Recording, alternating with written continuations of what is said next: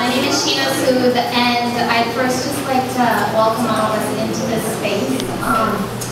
If you so are inclined, you could remove your shoes if you want. We're just going to take a minute to get grounded with the energy, with our own energy within. No need to, but feel free if you like. Maybe just firmly plant your feet and your toes into the ground, into the earth. And feel this connection.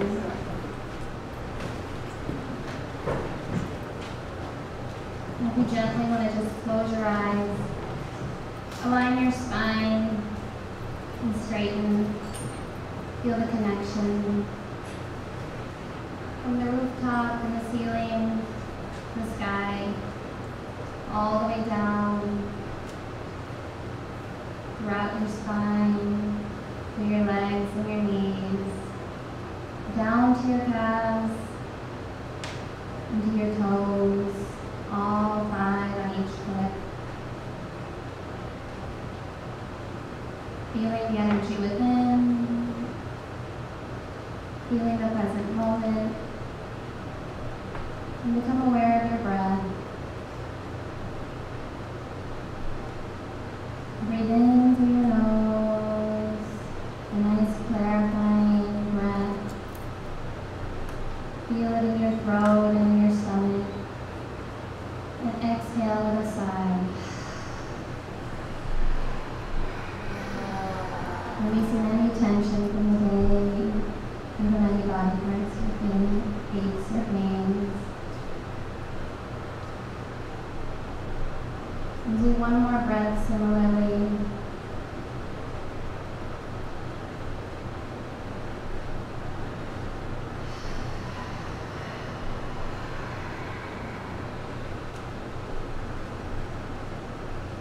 And this time we'll breathe in, and on the exhale we'll chant one Om collectively. So inhale.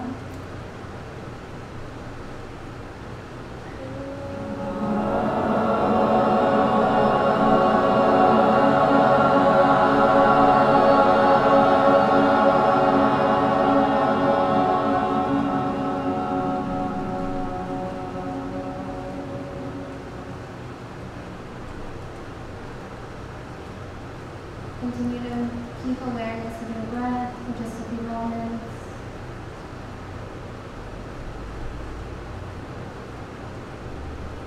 And when you feel ready, you can bring your palms together into a prayer position in front of your chest. Thank yourself for being able to be here today, being able to be alive and breathe. Maybe you can rub your palms together gently, bringing all that light you just created within to the surface of your palms. And allow it to gracefully touch your eyes and your eyelids, your cheeks and your lips, your nose and your chin. And awaken your eyelids to be in this present moment with us in this panel discussion. And thank you so much.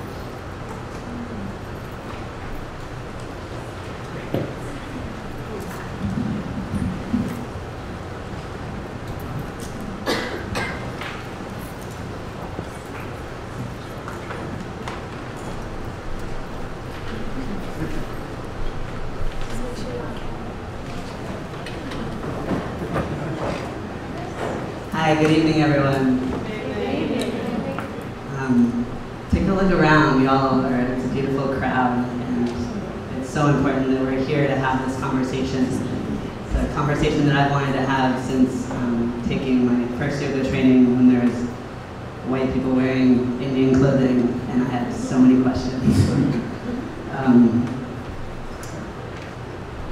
My name is Jacoby Ballard, and I'm a collective member and co-owner at Third Root Community Health Center in Brooklyn.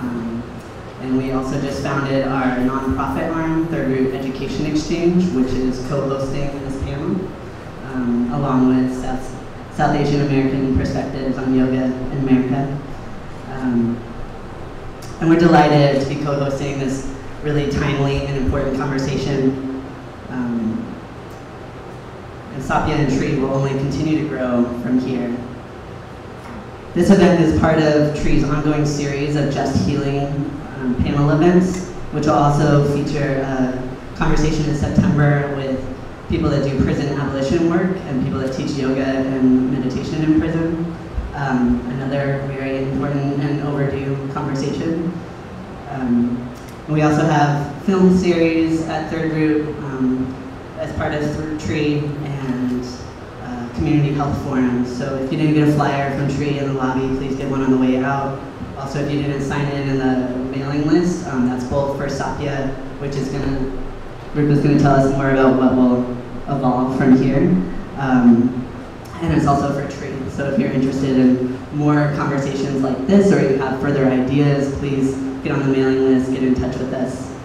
And I also want to take this opportunity to announce Third Root's 5th anniversary party, which is going to be on September 28th at the Irondale Ensemble. It's going to be catered by I Love Food, a catering cooperative. Phil is a member of it. It's going to be emceed by Angel Kyoto Williams, who is a Zen priestess and does really important transformative justice work. We're also going to be having a dance performance by urban bush women. It's going to be a fabulous event, and also with a sacred tone, knowing that healing work is sacred in itself. Now I want to introduce Rupa Singh. Rupa is an educator, an attorney, performer, writer, poet, musician, activist, and yoga teacher, among probably millions of other things.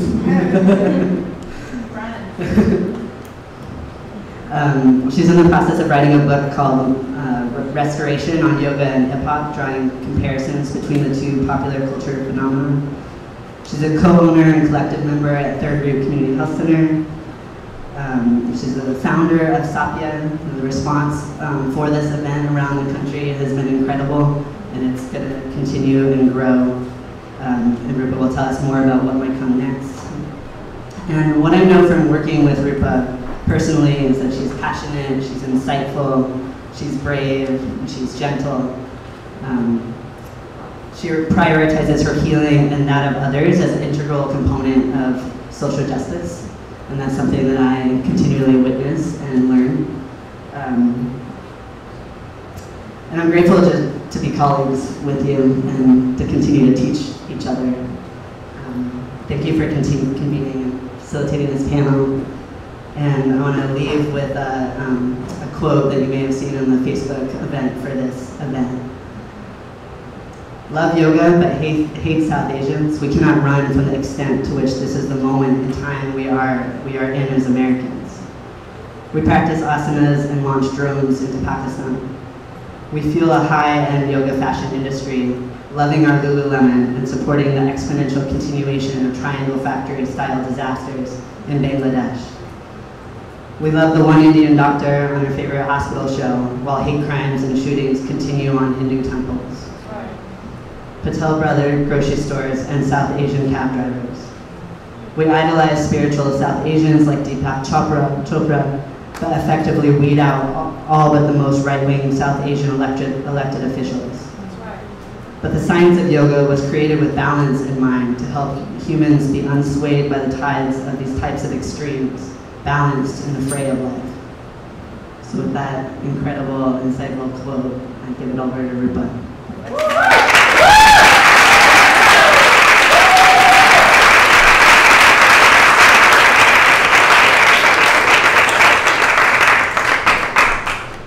Thank you so much, Jacoby.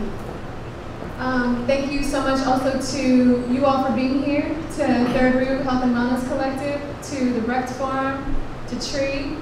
I want to shout out Kirsten on the camera volunteer tip and the live streaming that's making it possible for our brothers and sisters who are watching in the UK and in Canada and who knows where else to be plugged in. Thank you so much, Kirsten, for your time. And also, deeply from the heart, I'm about to get to the panelists, definitely.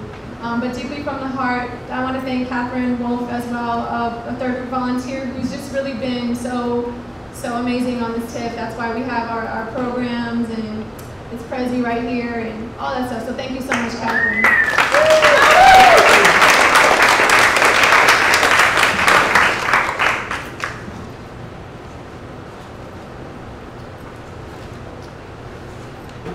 All right, so kicking off this monumental launch with me, let's start with Jasmine. So Jasmine Hana is a 30-year-old queer Oregonian, person from Oregon, of South Indian ancestry, who completed a 500-hour yoga teacher training in India. And she's currently going through yoga therapy training, a really intensive and sort of innovative training, and spending 2 years on that training. So you can read more too about all the panelists in the program, and if you didn't get one, they're on the tables out front. All right, thank you so much, Jasmine. Yo, and Jasmine came all the way out here from Portland.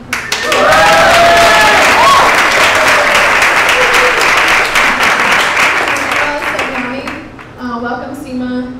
And she's a yoga instructor, social justice trainer, educator, and artist who was born in India and is now making her home in Brooklyn.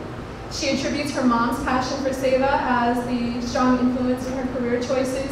Over the past, more than a decade or so, has just contributed very meaningfully on a lot of different social justice planes. So that includes organizations like COB, SAAPYA, the Harlem Center for Education, Free Arts, NYC, and so many more. I think what's most important to point out also is that on the 13th of July, in just a couple days, there's going to be an event this Saturday at Project Reach, and you can read more about that in the program.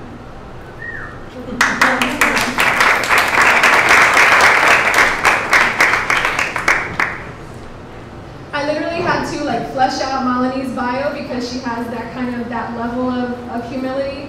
So Malini next is Malini Srinivasan is a third generation Bharatanatyam dancer, which means that even her grandmother was classically trained probably for most of her life, and then her mother, and then now also her. And so she's when she teaches yoga, it comes with all that just amazing lineage, and is also a professor in the SUNY system, amongst other things. So welcome, Malini.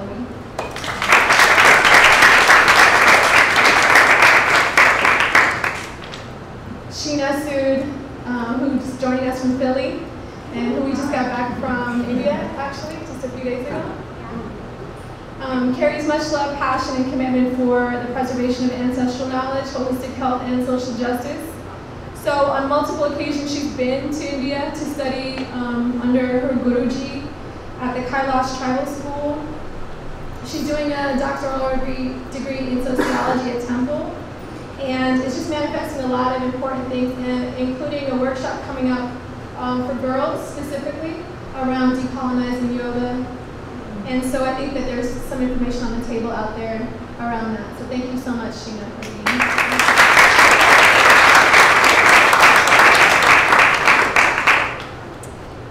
And last but not least, definitely is Yashna Maya Badamsi.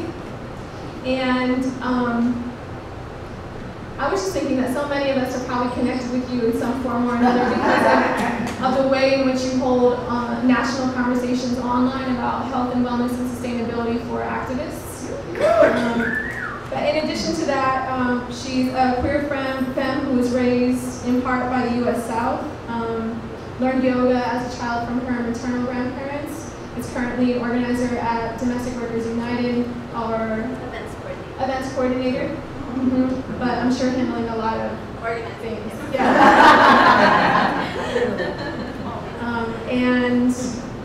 And there's much more. Thank you so much, everyone, for being here.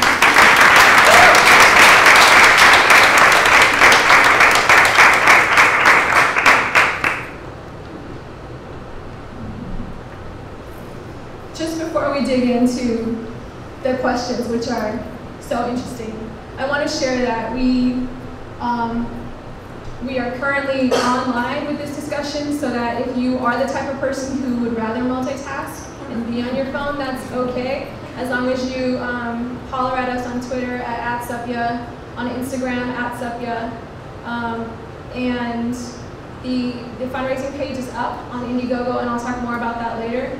But we are moving forward in multiple ways, and I'm so excited to share with you those updates. Because we already have a next panel date, etc. But I'll do more of that at the end. All that's listed on the Indiegogo page, so it's SAAPYA, also on Indiegogo. Okay. All right. So we're going to start off with just a discussion around what it feels like to you to be South Asian in American yoga spaces. How does it feel in your body when you are often the only South Asian person at a yoga teacher training, a yoga class, a yoga conference? And that's it, yeah. How does it feel to you guys?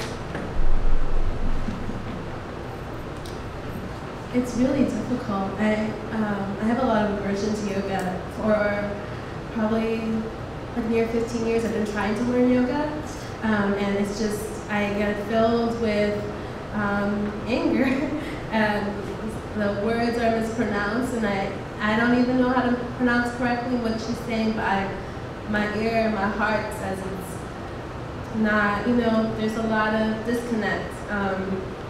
And so I actually have a lot of aversion. The yoga training I did, I don't think I could have done it in the States or anywhere but in the hometown of my cousins, you know?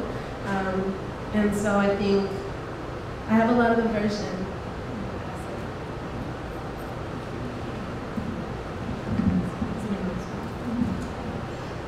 I did my yoga teacher training here in the US, and I always have this debate with many friends, is that, I mean, first of all, the fact that I'm even teaching yoga here at this age, and I'm in my mid-30s, is so against probably any cultural background and ties to how yoga is taught with my family and the ancestors, because you'd be studying for so much longer.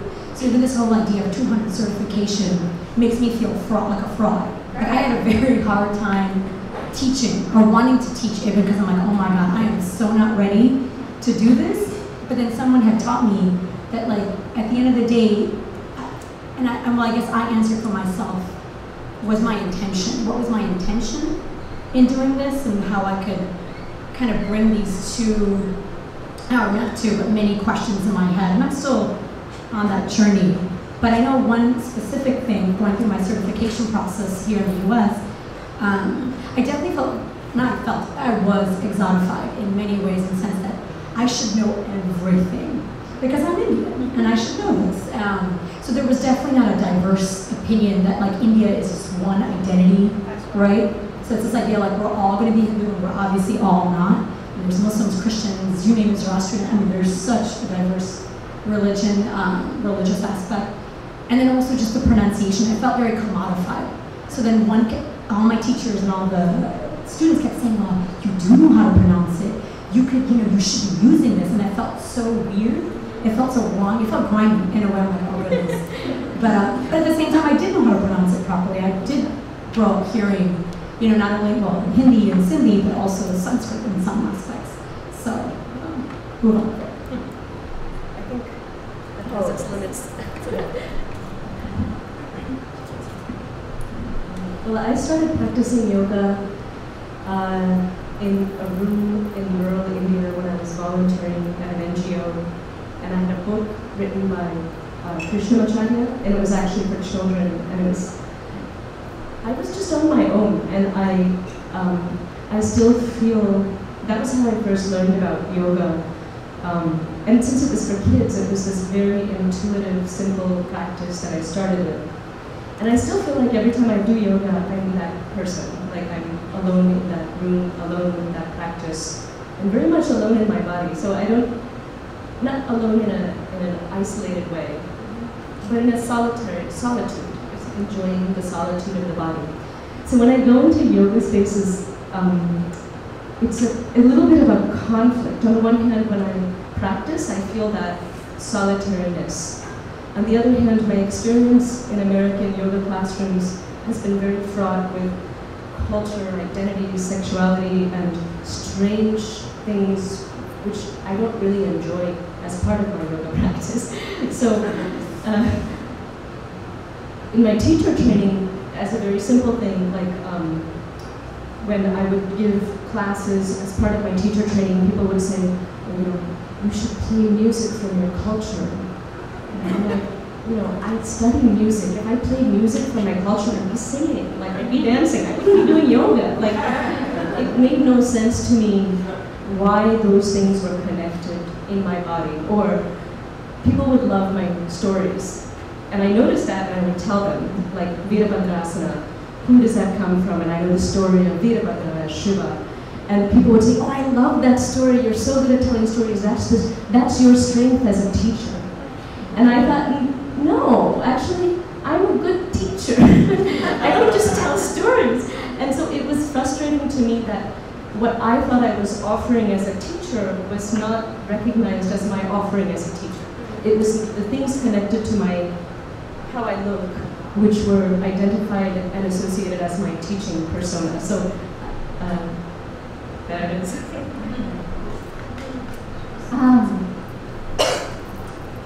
So, I've always had a hard time going to yoga studios within the States, similar to, I think, the feelings that a lot of us have, because of this discomfort that I would feel. In 2011 is the first time that I went to India to do my yoga teacher training, and then I just recently came back again from another trip. And both times, you know, you go, imagine going to your homeland and then being surrounded by a crowd of white folks. You know, you're just like, something is not right here. It takes about a week or two each time just for me to be able to go within, to be able to feel the energy within, just because you're struggling with your kind of immediate environmental surroundings, and privilege is just straight up like knocking you in the face. You're just like, wait, this is all that's around me. How come these people around me don't necessarily have to take that extra step or that extra leap to have to think about their surroundings? They just get to access that space so freely, versus, you know, me having to take that extra leap, which, you know, in the end, it makes me a stronger person. And I know that Spirit has her reasons for kind of being able to put that challenge on us to make us stronger people. And at the same time, you know, it's just something that I think a lot of us have to deal with on a regular basis. And even bigger struggle when you go to your homeland and kind of feel that presence.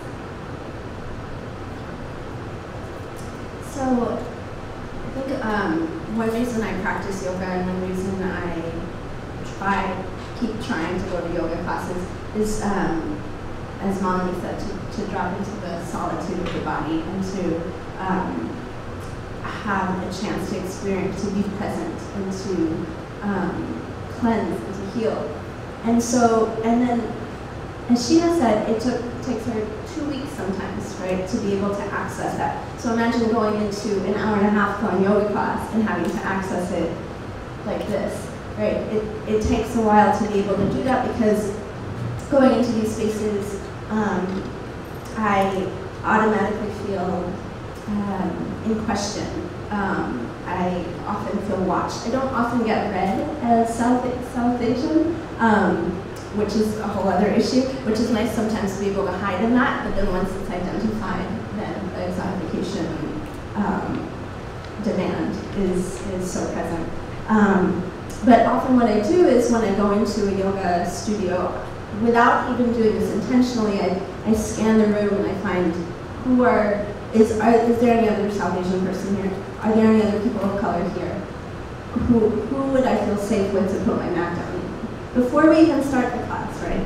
I check out the teacher, I scan them, I go talk to them. It takes a lot of effort to be able to access what could be and should be historically, not just ours as South Asians, but accessible to all people. So I have a question. So it is challenging. So there's this US-based accreditation system. In the UK, these bodies are called yoga governing bodies, and in the US, they're referred to as yoga accreditation bodies. The same difference, essentially, it's folks who are deciding who gets to be a yoga teacher and how a person becomes a yoga teacher. And there's not that much transparency around the yoga accreditation bodies, of which there are about 4. And they sort of divide along 2 lines. One is yoga that can still be tied to spirituality, and another that separates yoga out as just a form of exercise that could just like be in the Olympics, or totally separate from any spiritual ties. And so these yoga accreditation bodies have handed us a system that says that if you do a 200-hour training, you get to be a yoga teacher. I'm curious from you all, how do you feel about this system of certifying a yoga teacher? What does it mean to you to be a yoga teacher? What would you change, if anything, about the system?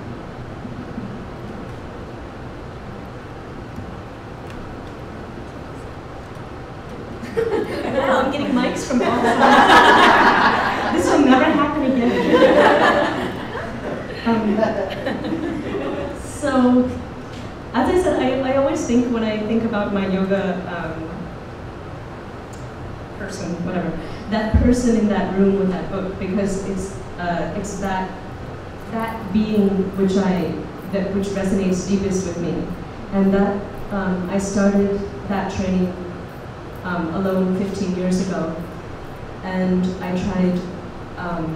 I went to classes in India because I was living in India, Shivananda classes and Krishnamacharya classes, and I came to the US and I discovered a wonderful teacher training, and just loved how in America teacher training, or in American yoga practice, the language was so articulate and so expressive that I could access parts of my body through the language, which was really a new experience.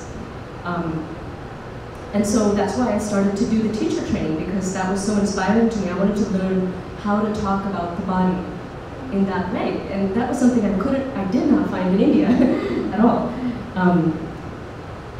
But I went through a 200-hour teacher training, and due to X, Y, and Z, and things I talked about just before, my discomfort with the yoga tradition grew deeper. Or rather the American yoga tradition. And I relate, and when it came to the end of my training, I made a not so conscious decision to not teach yoga at this point in my life. Part of that had to do with the fact that I'm also a classically trained dancer, a Bharatanatyam dancer. My understanding of a classical training or a traditional mode of learning has to do with the guru-shishya tradition, the relationship between the guru, the teacher, and the disciple. And I moved to India and stayed there for 4 years at the feet of my guru, and learned with really nothing but learning in mind. And I'm not saying it's all pure, but it's just a way, and I was emphasized constantly that this learning is not the end, that you are not a master when you complete this. There is no completion. This is but a drop in the ocean of knowledge. And that is something my dance teachers emphasized to me over and over and over again, and something I internalized very deeply. That's not something I experienced in my yoga teacher training, but I had this idea of what it could be, an idea of the endlessness of it and my smallness in that. And I think that I can say 200 hours does not make a yoga teacher. I think that so much of it has to do with your personal practice and your relationship to the tradition. And I feel like I'm not ready to take on that role in the yoga tradition. And part of it is because I feel it's so great, and there's so many spiritual, psychological, anatomical, so many aspects of it. How to become a master of all that, I'm not sure.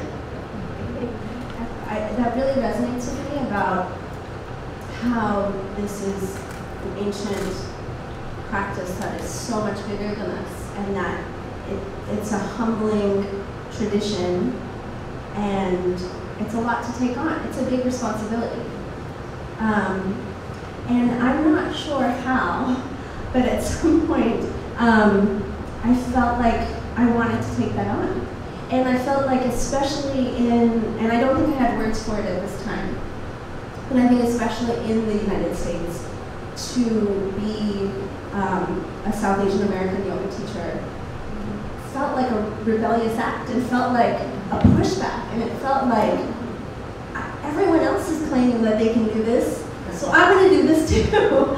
and I'm going to do this in a way that I feel like does honor tradition and does honor the ancient knowledge and the teachings, and does honor the students in the class.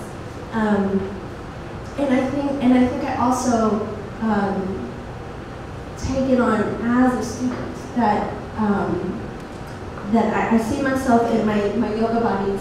I see one as a student when I'm in the presence of a teacher, and then one as a student when I'm teaching. And that each opportunity that I have to be a vessel and to share as a teacher is an opportunity for learning and growth for me in the tradition. And I think that's a key difference than what I experienced going into yoga studios, is that people take this 200 hours, 500 hours, books, whatever, and feel entitled then, and say, I am the teacher, and I will dominate the space, and I will dominate your body. And that may be a little extreme, but that's some experience of what I have, rather than this idea of being a vessel and an opportunity for my growth as well as the students' growth.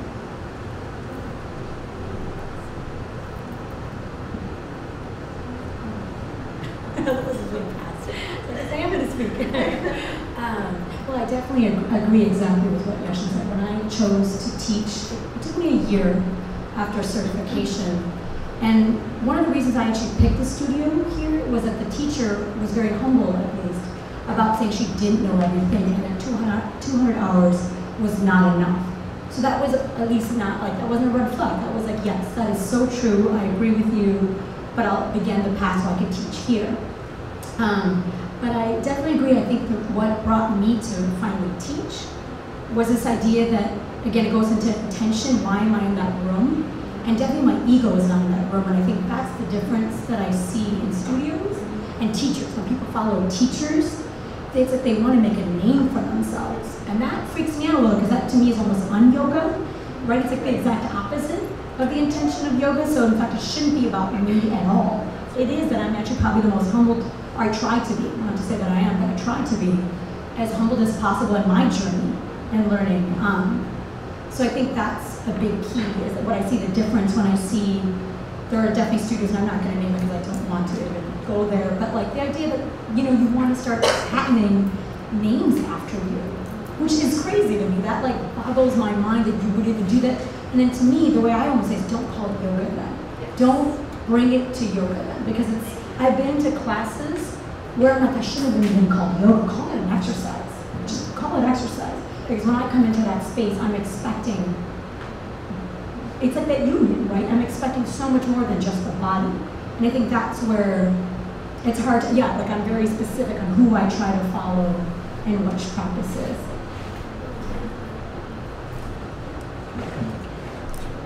Yeah, the accreditation, it's a trip. I mean, I'm kind of in the same boat. Like I did a 500-hour program, but I don't feel equipped to teach a class. And also it has to do with my unfamiliarity with yoga classes in the States. Like it's a triggering space for me. So, but also, I mean, I did 500 hours, and then there was a 200-hour program that was more widely publicized internationally. So all these foreigners all of a sudden came in for the last 2 weeks of my program, and it was a stark contrast to how I was treated before and how I learned also. Like I learned directly from the Guruji, and I learned in a room full of locals. And then when the foreigners came, the room was cleared of local folks. and their experience is completely different. And then like the one person from Kansas, like couldn't eat the food, would not eat the food, and did not see any connection between the food and yoga, and I think that's really deep. And like the comments that they made are, the comments that like, I've heard, my parents have heard, everybody, I'm sure, like it's just the snarkiness and the ego and the lack of respect. It was intense, and I have a lot of issue with a lot of yoga teachers. Give thanks for everyone's comments. And so with respect to the accreditation processes around yoga, I think, for anyone who's thinking about joining a yoga teacher training program, for anyone who has done one, for even ourselves as we're thinking about yoga teacher training, I feel like one of the core questions we really have to ask ourselves is, for what purpose are we doing this training?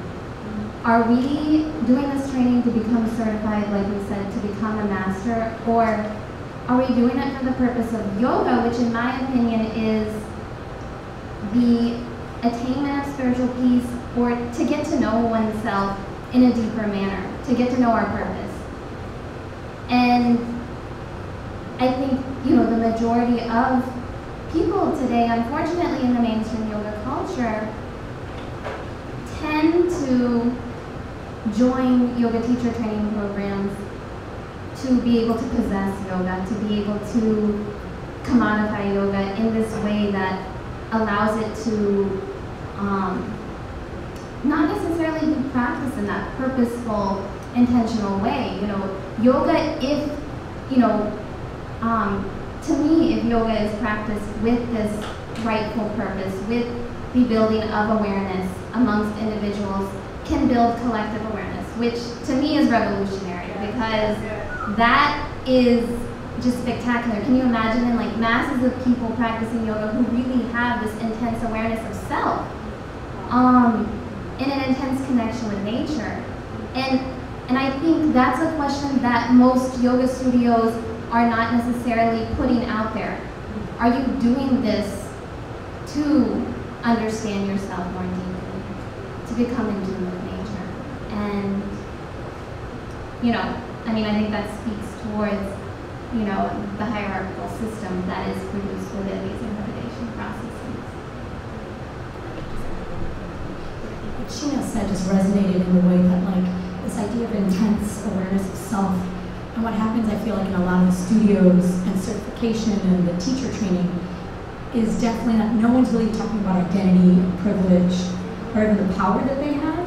So it's interesting how they're talking about it, and including myself, we talk about it in an almost surface spiritual way, but that work on a social justice level is not done. So it's interesting how there's this huge vacuum to me that, like, in one aspect of my life where I feel like I do teach power, identity, and privilege, to me it's almost more yoga as in somewhere where it's not considered or identified as yoga, but yet in the yoga world, there's like this complete vacuum of self-awareness of who all of us are. I'm not just talking about one race or ethnicity or community, because there's, it's for all of us, right? So I think that's a very fascinating thing to bring up. One quick thing is just, again, written around the accreditation is who are on these accreditation boards? Who is saying what is a $200, why 200, why 500? Who is saying what? Yeah, who are on these boards, and where did they get permission to say that this is how you can be certified? And I wonder if there's living, I don't want to say legends, but there's living masters. There's BKS Iyengar, there's people who are alive, and Sri Prabhupada Joyce was alive a little while ago, but like there's living masters where they even incorporated into this.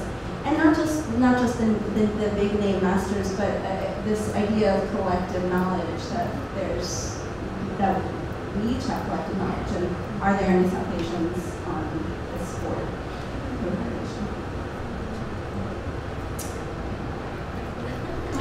part of what we're doing here is raising the questions and raising the voices. And actually, by us even coming together to do this as South Asian women, we're already just doing so much. It's embodying so much power. And so I appreciate so much the questions that are being raised.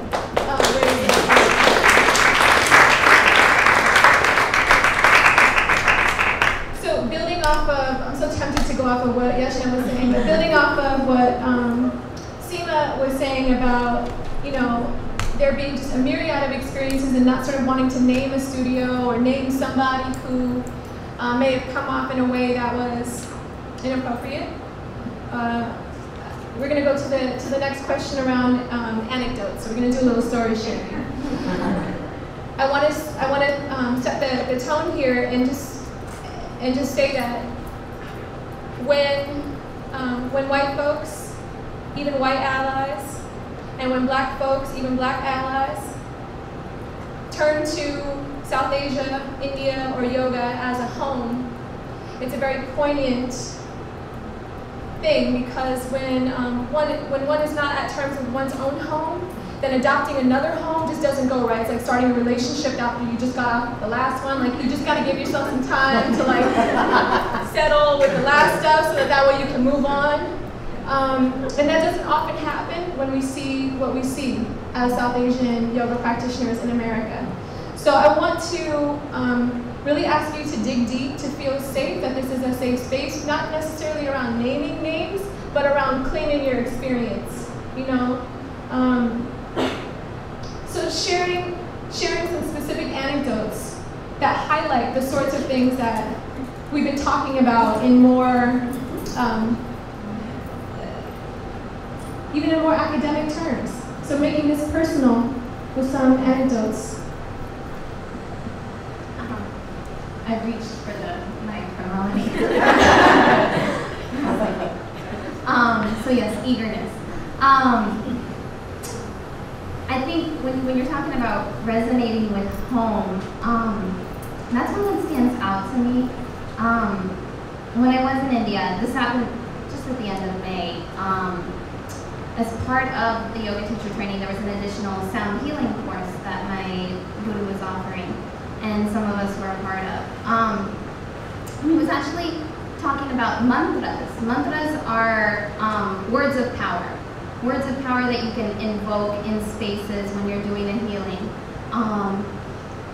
So like Om Namah Shiva is an example of a mantra that brings in the power of Shiva and his energy. And so, you know, my guru actually said something very important to the crowd. You know, he was just like, it was just like 5 or 6 of us, but he was like talking about these mantras, and he said, you know, they don't really serve any purpose to you if they're not connected to your culture. And, you know, and so he said this at least 3 or 4 times. And so, you know, he was just like, so you should find those words that are connected to your culture, connected to your home, right? To your home base. Get to know yourself. And yet there was this persistence amongst the students that was like, what's the one for Ganesha? What's the one for Lakshmi? You know, how do you pronounce it? Can you say that again? Can you say that again? And then asking me the next day, you know, can you pronounce that one again? And, you know, it just made me think about language and home, and it's like this lack of effort to find one's own self because you want to possess that which is accessible or easy to purchase, right? And so, yeah, that's just, I think, the story that resonates with me. So I'm in this 2-year yoga training program, and it's to deepen my own knowledge and my own awareness. Like ideally, you know, would be working with someone for decades, but you know, I'm here in the U.S., so this is my option. I was sitting on the ground. I was just sitting on the wooden floor. I was really feeling just needing grounding. I didn't want the yoga mat, or I don't have that attachment like lots of the people in my cohort do. And somebody literally, I don't even remember who it was. And I'm the only South Asian, by the way, in the whole program. So, and the school is led by a South Asian, which is amazing. He also does a lot of, he names things, and he does it repeatedly, and he tries to interrupt the way that people and capitalism, you know, really like just making money off of yoga versus like looking at the whole embodiment of it. But that kind of goes over people's heads. So I'm sitting on the ground and this person just assumed that, and they said this verbally out loud, but they weren't actually looking for a response from me. But like, they were like, oh, you're sitting on the ground, that must be because of your training in India. Oh, okay. And then they walked off. And like, and I had a breakdown the next month, so it goes by a month, and I was like, I can't have these experiences. Like, you guys have to stop making these assumptions that just because I'm South Asian, like I'm sitting on the ground because I'm sitting on the ground. Like that has nothing to do with anything, you know? Like, and so I just like, and then I said South Asian, and afterwards, the only one person, and I'm sure a lot of people in my cohort had the same question, they literally asked me, what is South Asia? And I was so baffled, but it's also because when we talk about yoga, it's talked about as India.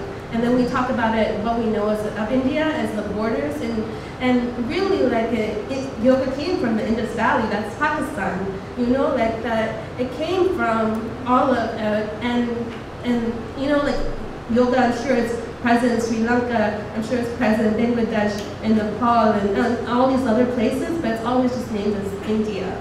So I think like, even, and for me also South Asia is a political term in terms of unifying the region that's been partitioned and divided and all that.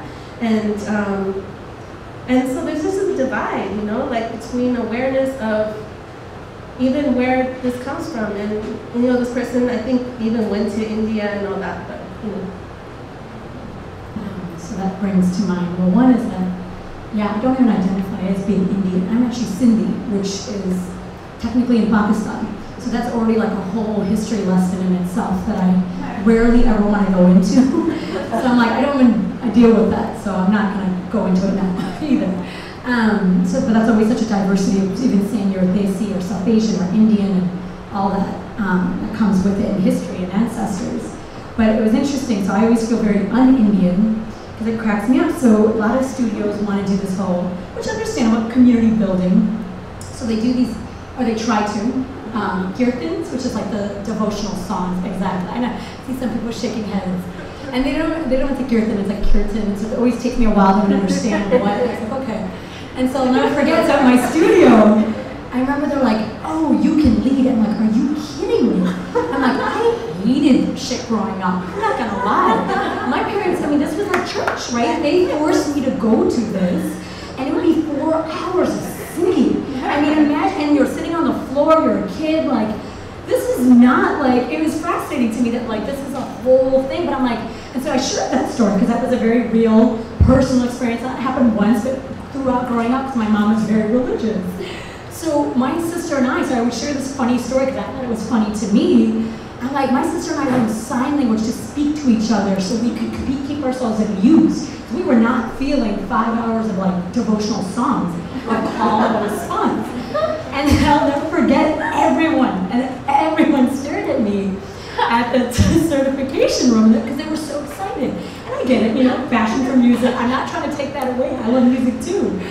But I remember I was like considered so un-Indian. I'm like, I was trying to relate to them. Like, do you get that? Like sometimes, like imagine being forced to go to church or you know a mosque or something. It's that same. I was trying to bring this idea of like there's a history of kirtan or a religious aspect, obviously, to it because you're singing devotional songs.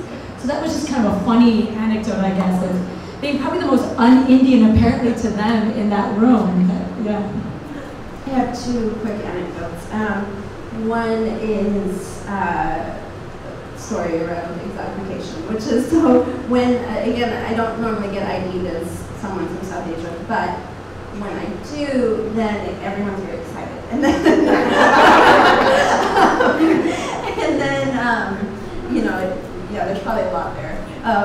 But not just the exotic nature of South Asia, but also that I'm a light-skinned South Asian person, and that's more accessible to a lot of people. So anyway, there's a lot there. So oftentimes what I get told is you should, and then a slew of options of how I should market myself, and how I should market my yoga, and how much money I could be making.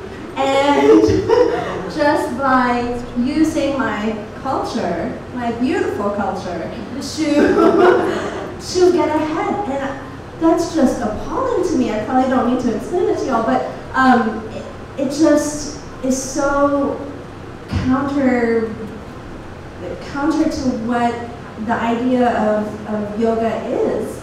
The idea is not to leave people behind. The idea is not about capital gain. It's about bringing people with you, right? It's about the whole community. It's about inclusion and not capital gain. And so that's one thing. And then the other anecdote is also just really specific and quick, which was in the yoga studio in Soho. I'm not going to go any further than that.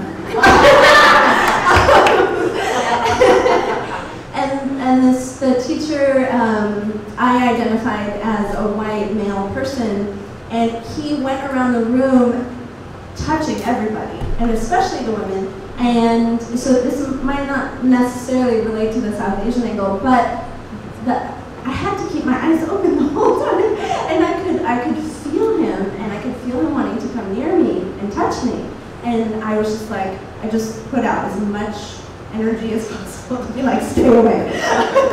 Which again is like, when you're in a yoga practice, you're trying to soften, right? And get present and get into your body and not feel closed and like you're walking to the subway and might get street harassment, right? So it's like, yeah, I won't go further. Well, I'm glad I went after you, because I think my story is so related to yours. It was in a much more psychological way. But I think the first yoga class I attended in America was when I was, in my early 20s, and I remember this white yoga instructor, and at the end of class she made everyone sit and close their eyes, and she said, "Imagine Krishna's blue." And I was like, "Are you for real? Really? I paid money for this?" I was absolutely appalled, and I was very surprised, because that was not what I was expecting. But when I came back and I went to India and I was there for 4 years, I came back to New York and I found this wonderful yoga teacher whom I started my teacher training with. We'll call that person P. And great teacher, wonderful language. I was really inspired by that teaching. The problem really came when the social aspect started creeping into this relationship, and P's husband, Jay, was very interested in me. And we would have these dinners, and I had a partner at the time, and so it was obvious it was couples, but there were constant insinuations and references and long soliloquies by Jay about my beauty or something, which to me were very clearly inappropriate, sexual comments, whatever. And I think what really rankled me was that my teacher, P, took no notice of any of this, even though I was her student. And I felt in some ways under her guidance. So the whole situation was becoming increasingly uncomfortable for me. There was a yoga shoot at the studio. Those pictures ended up on a website that I did not authorize. The same photographer took pictures for me of a show I was doing, because I was a dancer, and I had asked him, this is before I saw this other picture, but there were publicity photos, and he said, okay, but I'm doing a photo shoot too, so if you'll be willing to be in that, I'll do these. And it was only later I found that the photo shoot was a fairy photo shoot. And I'm like, okay, fairies, I can do fairies. It turned out to be naked fairies. And I said, no, I'm not a naked fairy. So this was really coloring my whole experience of my teacher training, I think. And then one day, Jay gave me a book that he had written. And I started reading through it, and I started suddenly understanding what was going on. And I wanted to just read it to you, because to me this was a clarifying moment in some of this stuff. And I'm reading you parts. Okay, let us indulge in a pleasant diversion. Imagine this 21st century scenario of perhaps only 20, 30, or 40 years from now. Here we see worldly and patient women in their 30s and 40s teaching younger women about the art of making love and initiating eager young men into the sublime world of erotic pleasure. Skipping a bit. In this world, sex is actually considered good for one's health and treated more often as a long, sumptuous meal rather than as fast food, or worse, junk food. Sexual education classes in school are thorough, scientific, and enthusiastically supported by parents. Suburban neighborhoods have the now standard yoga centers and tantric yoga classes too, showing participants how the physical can also lead to intimate contact with the divine. There is also no prostitution as we know it today. Courtesans and surrogates are professionally licensed and trained, like massage and physical therapists are today, and work solely to enhance pleasure and to offer relief and release to servicemen, older men, men going through separation or divorce, and to many different men for many different reasons. In fact, it has become well accepted that when men are away, or selfish, or simply not available, women may please themselves and each other. Okay, skipping a bit. Sex, which was always important to the human species, is finally being treated as the meaningful, positive, compelling, varied, healthy, and yes, spiritually powerful force that it is. This is great. I love this last part. Personally, I wish such a future on my son and all the young people of the world. No daughter.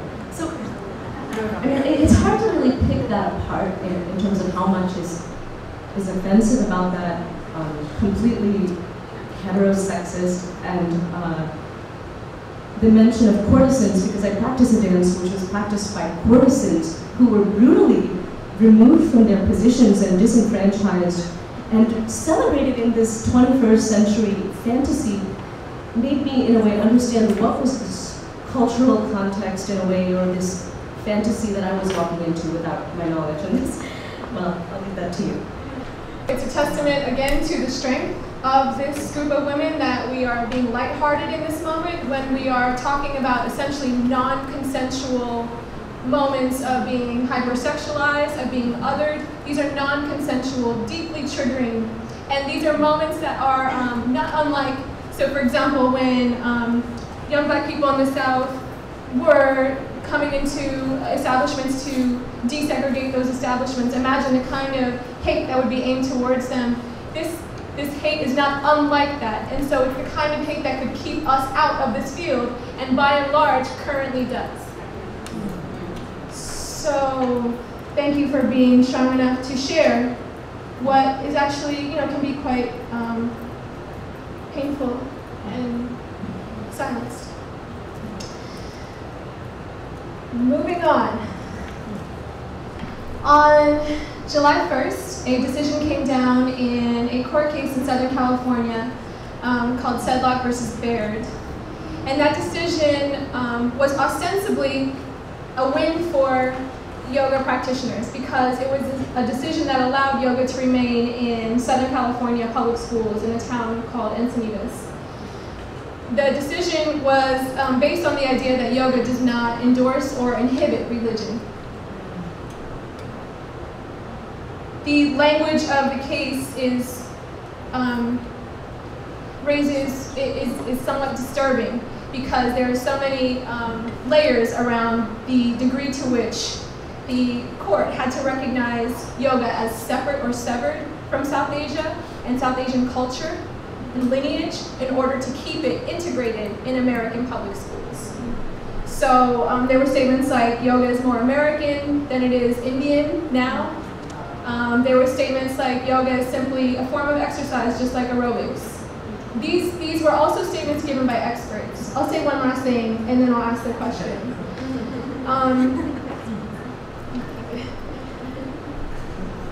What this means now in terms of this country's narrative is that we have legal codification, we have precedent now for the forward-moving trajectory of yoga, which is only increasing. We're only going to have this more in schools. We now have codification of this sense of the relationship between yoga and religion that was hashed out between who? Between lawyers who are not South Asian, citing experts who are not South Asian, decided by a judge who is not South Asian, and all these people are going to decide for us what the relationship is between yoga and religion. So I wanted to ask for you, what does it mean to you? You know, what does it mean to you to be thinking about this relationship between yoga and religion, or yoga and spirituality? And, you know, yeah. I can say for me, like, so my family we're Syrian Christians and we're from South India. So I've often been told, like, you know, I've been told, you know, my authenticity my cultural authenticity has been suggested, like I've been suggested to learn Hindi, and I should know yoga, I should know all this stuff. So that, a little background. At the same time, one reason why I have, we talked about intention, about like why we're committed to yoga. One of the reasons is with my own self, with the intensive 2.5 month practice, I came back to the States more embodied. I was able to interact with my family for the remaining months I was in India more embodied. Like I feel my body, like who I am embodied with and who I shrink with, who like my whole, so yoga it's well-rounded for me, you know, it's not just the asanas, it's not just the postures. It is also the breathing, it is also the mantras, it's using our voice, it's so much more. And I think you know, the court case in particular, I think the ruling, you know, it's a way to disembody yoga for me.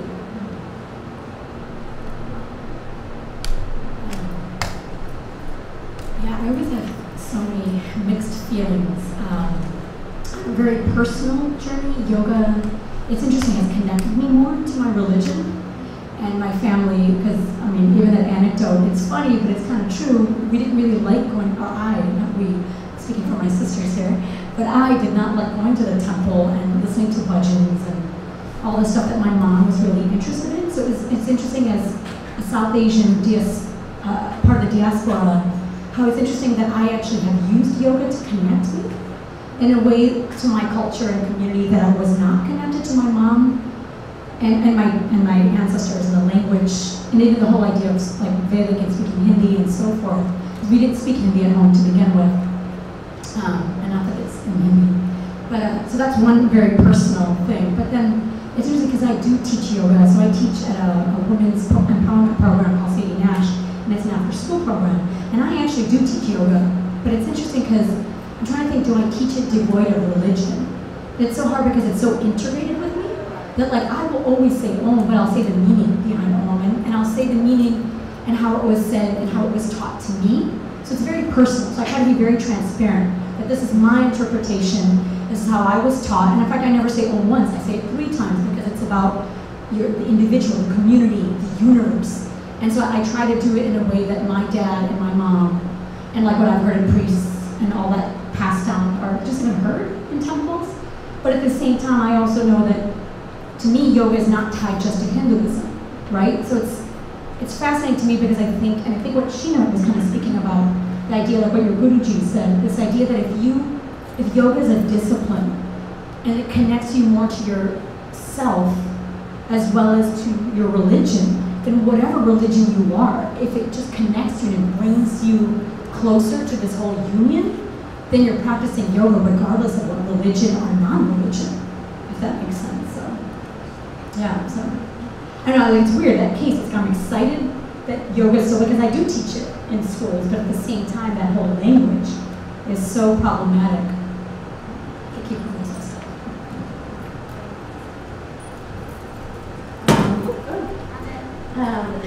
This is such a big question, and it's, I feel like we could have a whole separate conversation about this. So there's a lot going on in my head. I think one reason that yoga, the practice of yoga, is so amazing is that is designed to be accessible to everybody. Designed that way, right? Historically, and that it can be adapted, that it's not static, and that it should and can change and has changed. I think what disappoints me greatly is when it is so segregated from the beauty of its historical lineage, and so watered down to where it's quote unquote just exercise.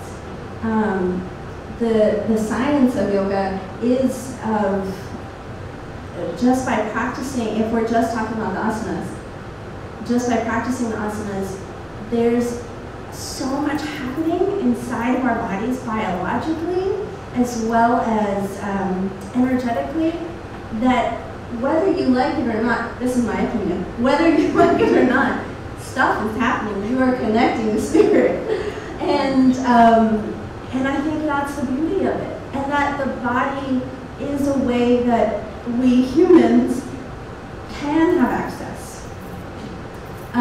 Whether it's through our voice and the mantras and legends, or through the asanas, or through our breath. So I think I could go on, I will end there. Yes.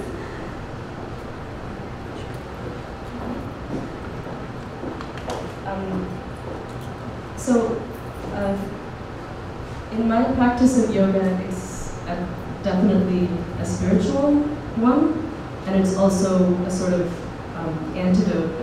I mean, performing is a very demanding kind of a job, and it's very up and down, and you get applause, and you get all high on yourself, and then no one likes your show, and then you get all low on yourself, and it's very tumultuous for your ego in all ways. So for me, yoga is a practice I can keep returning to, that it balances all of those highs and lows of dance, and the physical highs and lows too, injuries. So from the beginning for me, I mean, this Krishnamacharya book is full of questions, like what color are you when you're angry? It's for kids, but they're spiritual questions, and I think one of the fundamental problems here is what people define as spiritual and what people define as religious, which in these traditions does not have a strict delineation. So where are we going to go with that? But when I teach, actually, because I regard that spiritual practice as very private and very much my own, I do not really feel comfortable teaching or sharing that in a class where people come for other things. So I do teach asanas to my dance students. Invariably, it does connect them to their body, it does connect them to their breath. But I don't overtly say anything about ohms I don't go there as a teacher. One thing I found interesting about the ruling is that one thing that the teachers in the school are not supposed to do is say anything in Sanskrit. And I found this, I was just telling someone yesterday, so I read online that the Padmasana, or no, lotus pose, Padmasana, is to be called crisscross applesauce. That was really cute. And I mean, if I'm teaching kids, I could use crisscross applesauce. But the fact that Sanskrit, the language, is somehow defined as religious is really does not compute with me. It's a language, like English language. How can a language be inherently religious when Sanskrit has expressed Buddhist texts or Hindu and secular and all kinds of stuff? So to me, that connection, it's clear that the ruling has to do something with Indian culture and language, and the definitions are very fuzzy.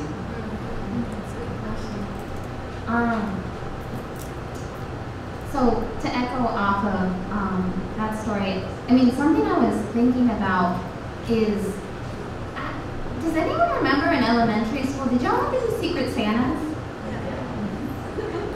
Were teachers brought to court or anything for, doing Secret Santas in classrooms? I mean, we have to think and be able to dissect right? The instance of this court case occurring as an act of institutional racism and cultural racism. Like, we have to call that out, right? And I think that's really important to recognize, because the court case happened and, you know, we got a favorable ruling, but at the same time, we can see how yoga is being attacked because it is it's of non-Western origin, correct? So that's just something that I was thinking about in relation to the ruling. But I think on a personal level for me, I can identify aspects of yoga within Hinduism for sure. You know, I was brought up in a Hindu household, and it's there, it's present, you know, whether it's in the mantras or the bhajans or different parts of the culture and religious practice. I do think for me personally, at the end of the day, that yoga is a spiritual practice. I once had another guru tell me that he likes to reference the difference between spirituality and religion, or like use a banana as an illusion. So all of the banana peels kind of represent your various religions, while the banana itself represents spirituality. So this idea of it can be accessed from multiple indigenous practices, you know, and I think that to me is something that resonates personally. You know, there are definitely elements of yoga within Hinduism, but I think at the end of the day, for me, yoga is so much deeper than the organization of a religious practice. Because, you know, let's be real, there is such thing as, you know, Hindu fundamentalism that is trying to own and possess yoga, which we even have to call out, you know, amongst ourselves, because the reality is that nobody, in my opinion, can own and possess yoga. Yoga is, as Yashin was saying, accessible, or ought to be accessible to everyone. And then, you know, one more thing that just kind of I wanted to touch upon is Jasmine had mentioned that, you know, before India, there was South Asia. And one other thing that, you know, many of us have to acknowledge as well is that before South Asia, there was, and there still is, a notable African presence within Asia. And so to be able in itself to say that South Asians own yoga, in a sense, is also something that we need to think critically about. A lot of this philosophy, while it was nurtured and cultivated within a South Asian setting, you know, through the Vedas and the Puranas and all these ancient texts, a lot of it also has many philosophical roots within ancient Egypt, within Kemet. And that's something that I think a lot of us have to acknowledge, this cultural connection that existed pre-European colonization, okay? We were sharing this knowledge and we knew what's up before y'all conquered us, and, you know, so, just saying. But y'all should make you. No, I'm joking. It's okay. Thank you for that, Sheena. So we're gonna do a quick lightning round. All right? So that means pick a sentence.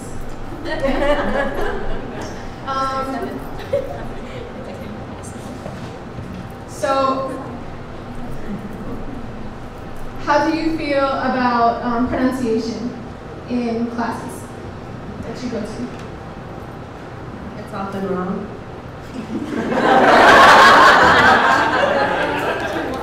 Debate on this. It used to drive me nuts, but if I feel like this is gonna be a long sentence. If I feel like, no periods in the sentence, but if I feel like I'm practicing yoga and I'm in my body, then I try to ignore it. But it does drive me nuts. I think saying lotus pose is totally valid and a good alternative if you can't pronounce Sanskrit or don't want to.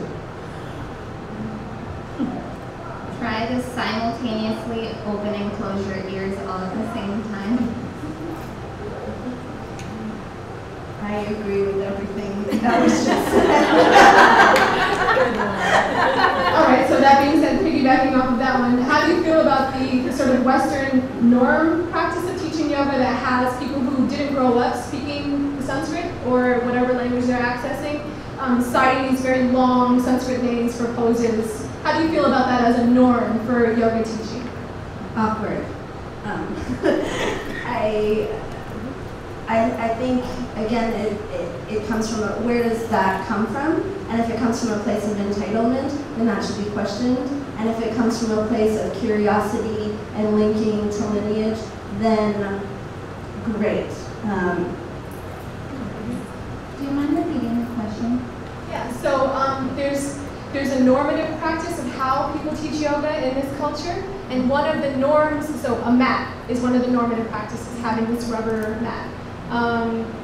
Another norm is like clothing, yoga clothing, and we're seeing that emerge. Another norm is that when yoga teachers teach, it's like they need to say the Sanskrit names, the original names of the postures, which is a norm as well.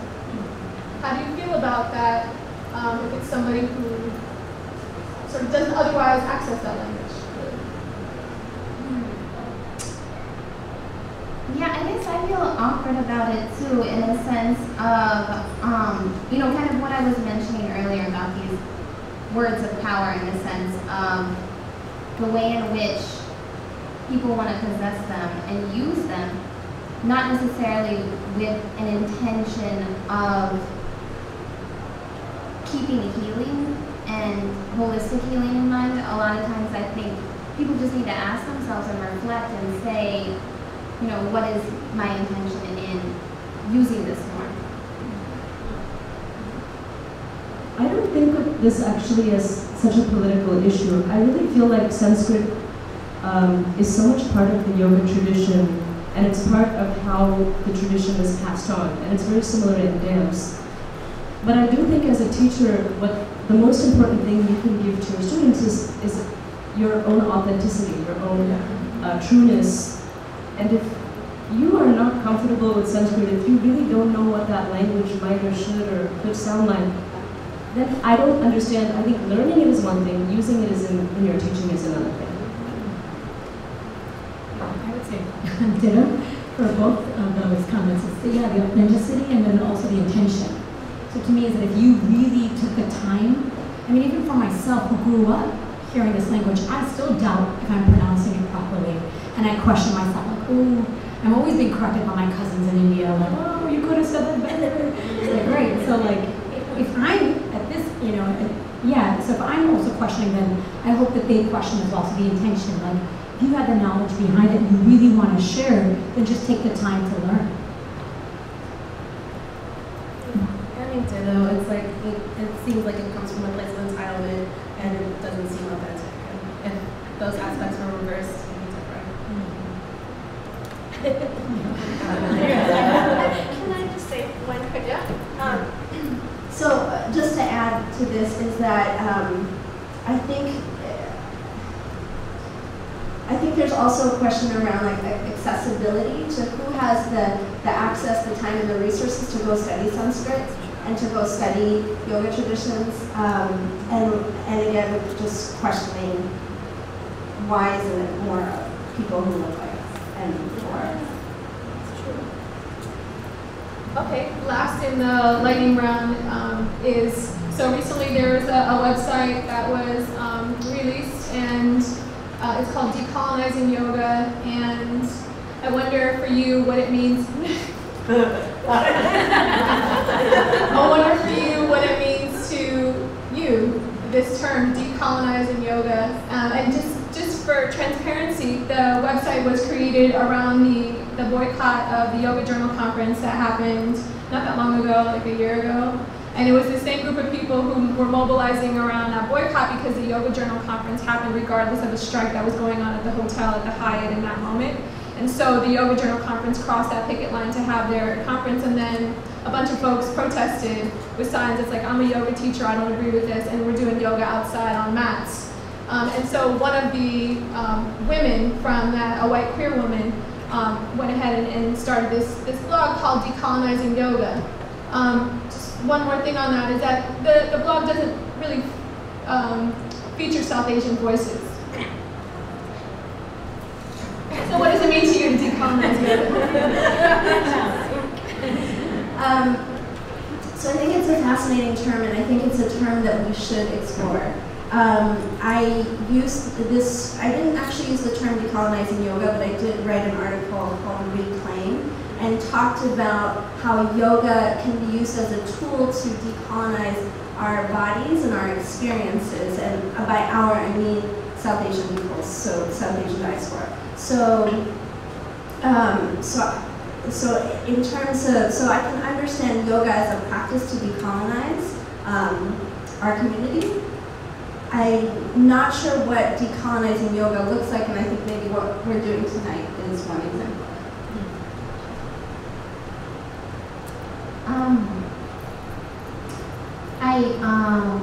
I think I do resonate with the idea and theme around decolonizing yoga for sure. I think it can be an important one in terms of really allowing people who want to access yoga to be able to reclaim the space, as you say, to be able to understand the ancestral lineage that comes from this practice as well. And also, I have some information out there about a workshop that I'm doing in Philly soon. It's called Decolonizing Yoga as an Ancestral Life Affirming and Artistic Practice, which basically I'm hoping, like I said, it's going to be for young women of color with the intention of allowing people to find a safe place to reclaim their bodies, to reclaim their connection to the ancient mythologies, to be able to see themselves in yoga and access it. The only thing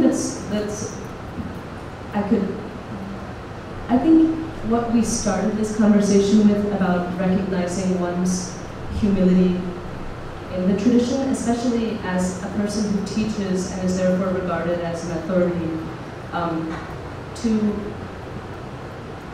make clear one's own smallness in the tradition, that you are presenting a personal point of view of this tradition. And I think that's when we deal with great traditions, big, old, vast traditions, it's so important to remember that we embody them, but we are also part of that stream or that river or ocean or whatever it is that's much larger than us. So I think as a teacher to help people understand that.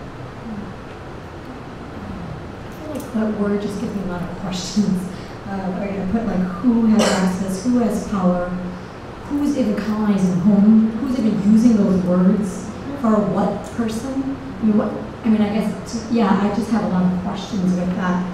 Even the identity or the transparency. So it's just that word. It has so much history and power and not power and oppression too. So it's fascinating to me to use that word and juxtapose it with yoga, which is such these oxymorons in so many ways. So it's just gives me a lot more questions actually.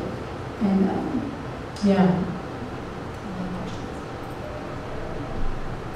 I have a lot of questions. I was like nuts, right? So a lot of questions.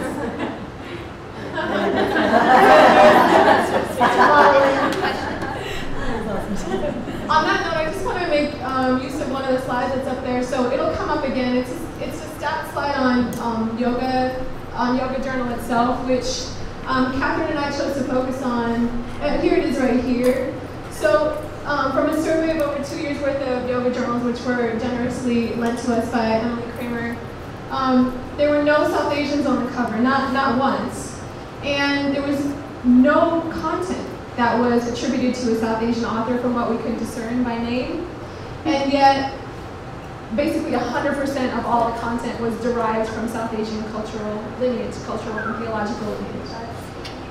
And this would seem, and then also at the Yoga Journal conferences, thank you, of which there are 4 a year. There's 64 presenters, only 7 are people of color, 3 are South Asian, so we're already in the 2 percentile, and only 1 is a South Asian woman. And then you look at this panel though, and you see that actually that's such a misrepresentation. And it's such a disservice in some ways to have the space be segregated. And the purpose that we gathered here today for is around integration and sustenance. So I want to focus on that rather than than cultivating a feeling of, of hate. Anything that's hate derived. But this is all good information. And the fact is, it's a fact. So it's just factual. We should be operating based on truths as we proceed. I want to ask you, how does this resonate with you? Does it matter that we never grace the covers of the Yoga Journal, which, by the way, circulates as the highest circulating health and wellness magazine in the country? And as Catherine pointed out, it's essentially on par with like Miss Magazine or Oprah Magazine. It caters, it's like a white women's magazine with some women of color. So it's a women's mag, in addition to holding the highest slot in the health and wellness circulation. So how does this resonate with you? Does it matter? Yeah, it matters. I mean, it matters that we're visible. That's why SAAPYA is like really important. This launch and what comes after it's important because, and I think also when I came back to the States and was committed to deepening my practice with yoga, I also, I had an intense need to connect with other South Asian practitioners in the States. And that was such a hard, we're gathered here. I came from Portland because this is a rare space in general, but I was asking people, I had all these different phone conversations with people in LA, with people elsewhere, just trying to dissect stuff that I was experiencing, exotification that Yoga Journal doesn't talk about, and so what would it actually look like if Yoga Journal was inclusive? It'd be looking at a lot different. Yeah, I agree exactly with what Jasmine said. It kind of goes back to, again, it's if we look at, again, access to power, and then it becomes race and ethnicity, and it's just, I feel like this is a perfect example of what's going on in the U.S. It's always what happens in what I teach in different schools. It's the same aspect of who has access to this, right? And why are these people being shown and not others, right? So that's also, there's a reason sometimes, and there's and why for that matter. It's not that there aren't people practicing yoga, and definitely people of color who are practicing yoga. So it's always that why? Why is that there? Who are they targeting? And that's make them bad guys or not. It's just if people were more aware and transparent about what they're doing. So I think SAAPYA is important because it kind of gives voice to people who might not always have access to sharing their thoughts and ideas. I was just saying how it was so exciting for this to come up because I feel like I have these conversations with my friends all the time. But it's in these very small spaces when it shouldn't be like that. It really shouldn't, so. When I see this initially, I find it just totally distasteful and bizarre. The same thing when I came across the fact that you're not going to teach yoga in Sanskrit. It's so odd to me. How did this happen? How did we get to this particular point? It's really beyond me. On the other hand, it's I have this funny feeling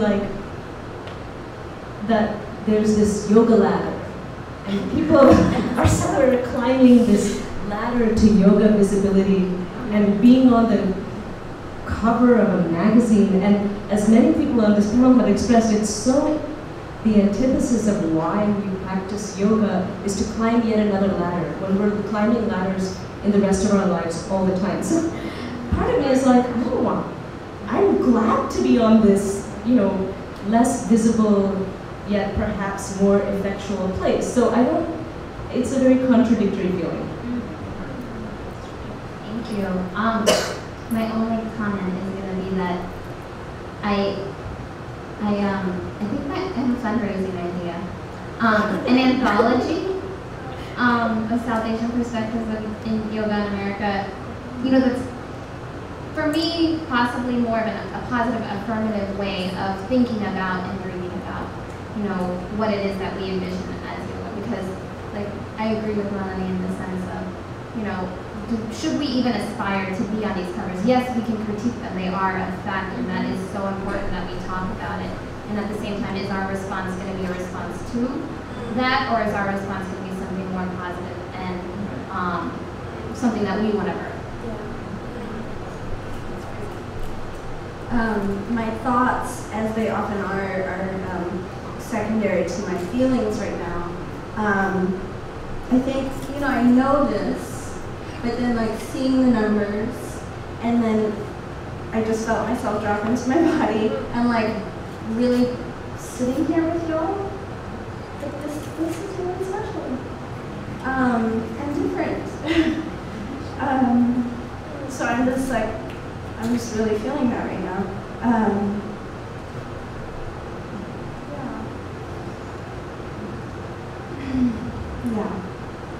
I don't have any other words. Well, just on that note, I think this is a good time for us to start to segue. I know we started on the AC Standard Time a little later than expected, but we're not in a rush to leave. We have the space until, we can be here until 9:30 is what I'm aiming for, to allow time for meaningful questions from you all. But I do want to take a moment to share that I've been working on a lot of things around making sure that we can continue to come together all over the country and possibly the world on this effort. And so SAAPYA is a hub, and there's 4 spokes currently to the hub of SAAPYA that I'm highlighting in the fundraising campaign, which all of us are going to be joined on, and but which I wrote up last night. So the first hub has to do with continuing these panels, and I'm so happy to announce that we have a next panel date that sparks a West Coast tour of this. So it's November 8th and 11th at the California Institute of Integral Studies. Who's leading that out there is a woman named Sonia Shaw, who wanted to be here today, but she has an event tonight. She was going to fly in from Cali to be here at the launch. But she's going to be a panelist, and that will be one stop in a 3-city tour in Cali. So that's one arm, that's one spoke of the SAAPYA hub that we're trying to get funded. Another spoke is turning these discussions, which we've archived and live streamed, into curricula. So curricula that can be integrated at yoga teacher trainings, curricula that can be taught, put into a manual and taught at conferences, all kinds of conferences, media justice, on the Yoga Journal tip, for example, yoga conferences, social justice conferences. So that's the other spoke, is developing these discussions, these civic spaces, into curricula that we can then teach. The third spoke is developing an anthology, because as you can see, there's writers here, and we're prolific in that way already as a body, and I know that will only continue. People already are submitting articles. So I would like to help to put together, just like Bushra Rahman put together, Colonize This some years ago, and that made such an impact, which was unique, even to this day, a unique impact to do a similar anthology around this SAAPYA platform. And then the fourth is to create an office space. So I'm also happy to announce that I managed to secure us an office space, a potential SAAPYA office space, and access to studio in Bushwick. And so we're fundraising towards creating a center where we can hold these trainings, conduct all this work of turning this into curricula. And also the ideal goal, which I believe I have the support of my folks here, is to start a yoga teacher training program specifically geared towards involving South Asian youth from across the diaspora.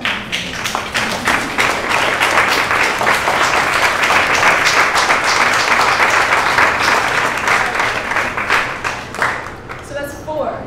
And all that our fundraising goal is for those 4 right now is $18,200. Because that space that we're working on is on a floor with other media justice community-based organizations and a health and wellness center.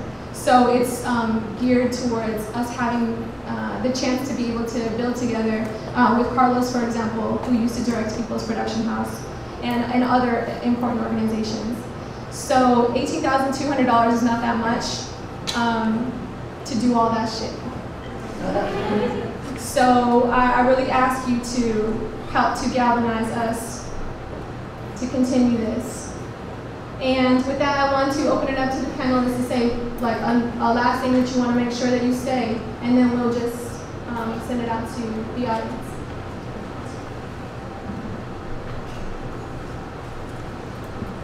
Thank you for witnessing. Yeah, I feel very honored and blessed to be in this space and have this conversation that is always in my head or with friends or so I feel very, very fortunate to finally be able to share this out loud. It seems very powerful. But at the same time, I feel like it's just a journey, and this is in so much of the work that is so integrated. And I feel like there is this integration, but it's just it's part of the journey.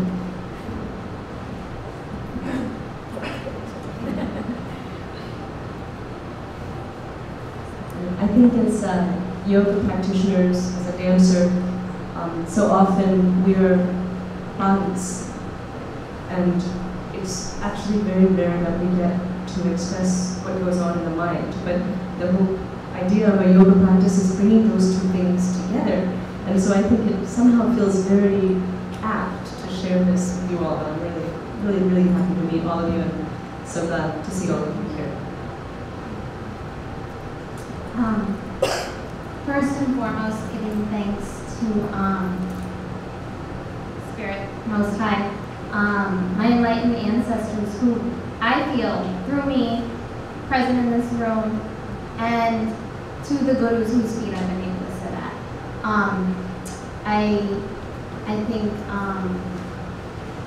that has, really influenced my ability to be able to be in this space and talk about my understanding of yoga. And of course, to give thanks to y'all, and to move out for launching this. Yes, thanks. I feel like I have so much to say. I think, building off my emotions from earlier, I really do feel like this is so important.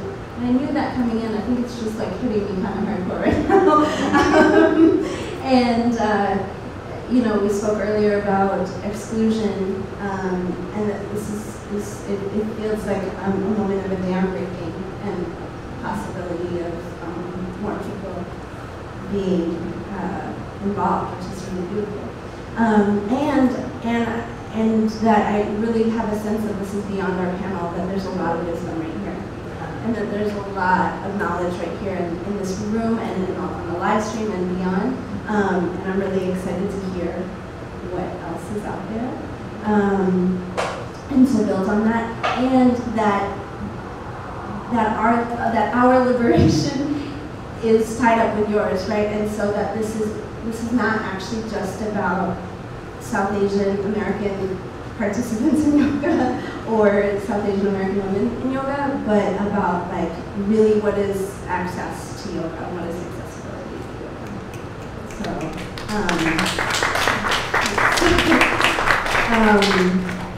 And yeah, deep gratitude for y'all and to y'all.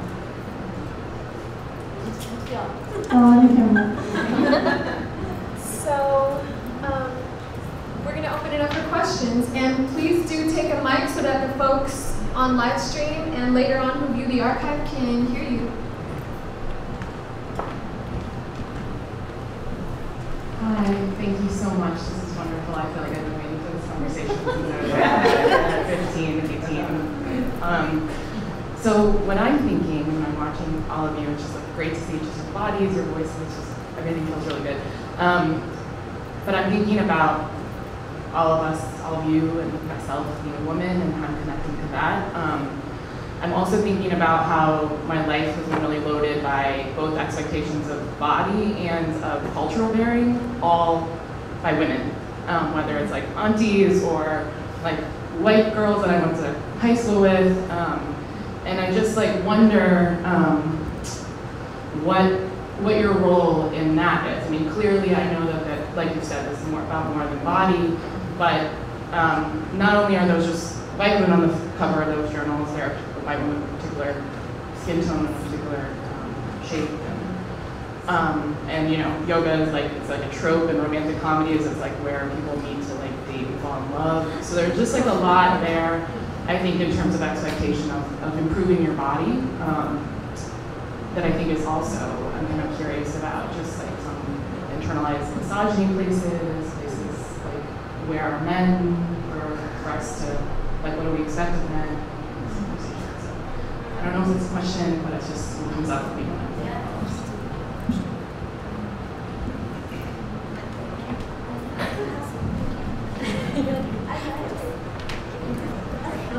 I feel like I'm talking a lot. Thank you for that. Yeah, there is a lot there. I think something that came up as you were talking is actually another element of importance of this space is that I think some of those topics would only feel like, I feel like I could only dive into them being in a room full of South Asians or South Asian women in particular. To be able to feel safe enough to like really explore that because of all everything that comes with that, right? Of wanting to protect our culture and not further stereotypes, and then also, yeah, just feeling safe enough to explore that. So that just highlights the importance of this, and I have more to say about it. And I'm so glad you did bring up, I mean, we didn't even talk about we did talk about heterosexism, but the idea of even the gender and the sexuality, and there's a whole nuance to that. But it's interesting that when I do teach in different spaces, that it is so, and we talked about it, we did touch on the idea of hypersexuality, that yoga is almost this extension of this exotification of tantric sex, of Indian women and men, and we're so apparently good at this. So it's fascinating on that element, and it's crazy. And I've definitely had many, like, as soon as, I feel like it's the newest version of exotification, like, oh, you teach yoga, you must be flexible. You know, it's like that creepy, and I've gotten that, like, I've definitely, so like, I try not to, I don't even like to promote that, it's just like, it creeps me out, so that's a whole separate issue that I've definitely heard from my students, right? And then the second element, I think, is interesting, is that my own personal journey of, you know, you're right, like, we live here and we're influenced, and not just here in the US, in India too, like, what it looks like to be fit or beautiful or this or that, so like, then you have your colorism, right, and then you have the fit body. So like, that's what I think is interesting, that I notice that I feel like I have my students who might expect a more fit body from me, like, oh, I must, but then I'm like, wait a minute, that's not yoga. So I'll sit there and I'll be like, no, stop trying to, you know, like, yes, I have my own personal journey. Of course I want to be able to do every pose in its fullest posture, but I have my own journey. So it's funny, every time my students, or I have students who say, oh, I'm not flexible, or they'll say, that's the first thing they always say, oh, I'm not flexible. Or, oh, you know, because there are a lot of studios in New York that really, I mean, are so intimidating, and it's all about like this, the amazing body, right, the fit body. So I'm always like, wait, let's stop here, because this is yoga and this is not an exercise class. So I have to remind myself that, though, is my point, is that I too have to remember that, like, I have to make sure that, yes, whatever other people's expectations, my own expectations should be, but I live here, I live in a society where, of course, I want to have the most, you know, the best shape possible. So I have to learn to take that ego out of it and do it for the journey of my own health and practice, if that makes sense. But it's not, I'm not saying that it's every, you know, like I actually try to be very transparent in my classes, saying, listen, I can't do this, and I actually will pick poses that I can't do, right? Just to say that, okay, we can do this, but I'm not there yet either. But it's a reminder, I guess. It's that journey again for me, internally, it reminds me. And I think with bodies, like you're saying, like there's an assumption that only skinny bodies can do these poses, and that's not true at all. And I think that, and then also like I remember some years ago, Jennifer Aniston, like all of a sudden she got into yoga, and then everybody started, and they want to be skinny like Jennifer Aniston, and she's talking about how amazing it is, blah blah blah, to her exercise regimen. And like there's just it's a disconnect, and it's not about. And there's actually something that one of the yoga teachers that I learned from, she mentioned that like actually having a six pack is actually not helpful with yoga. And it impacts our breathing in this way. To have all that muscle, it impacts our breathing in a negative way. And that's not something that's talked about. Like, it's still desired to have this skinny, six-pack, super muscular body, but that's not healthy for us in general. So I think there's a lot of nuances there, and a lot of the perception, even with the clothing. The clothing is really, people came to the yoga training and they didn't want to wear the baggy sweatpants and baggy t-shirt that was given to them. They actually had a lot of, and they would wear their own clothing, and the Guruji was like, why are you wearing, like, this is not, it's not respectful to the space, you know? And I think that's not really discussed.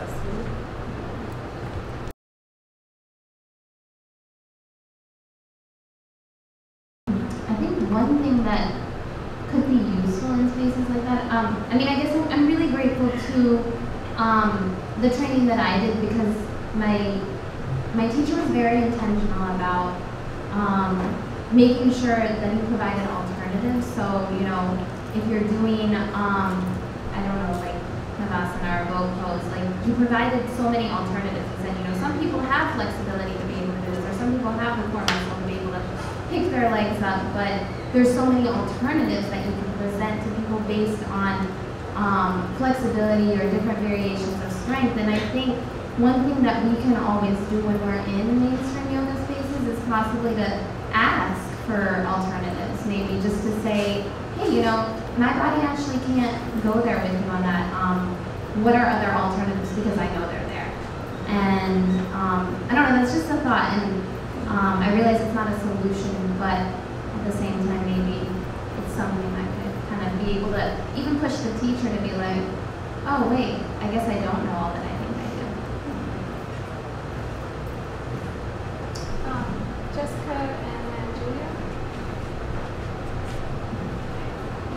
And if, I'm going to ask that if the panelists feel like you have something that's just on point with that, then to step up, but if not, to step back so that we can incorporate more questions. I wanted to say, like, thank you everybody. I really, this was truly a gift for me. But so as I'm sitting here and thinking about, like, what, you know, I think, like, how yoga has been taught, like, my perception of yoga, you know, it's, you know, very much like, a lot of times it's, you know, white women, right? And so right now, I mean, I feel really blessed that's all, like, South Asian women here. But I'm curious as if you could speak to, I guess, the involvement of South Asian men in teaching yoga. How maybe is that different from what you have experienced in South Asia or here? And that's what I'm curious about.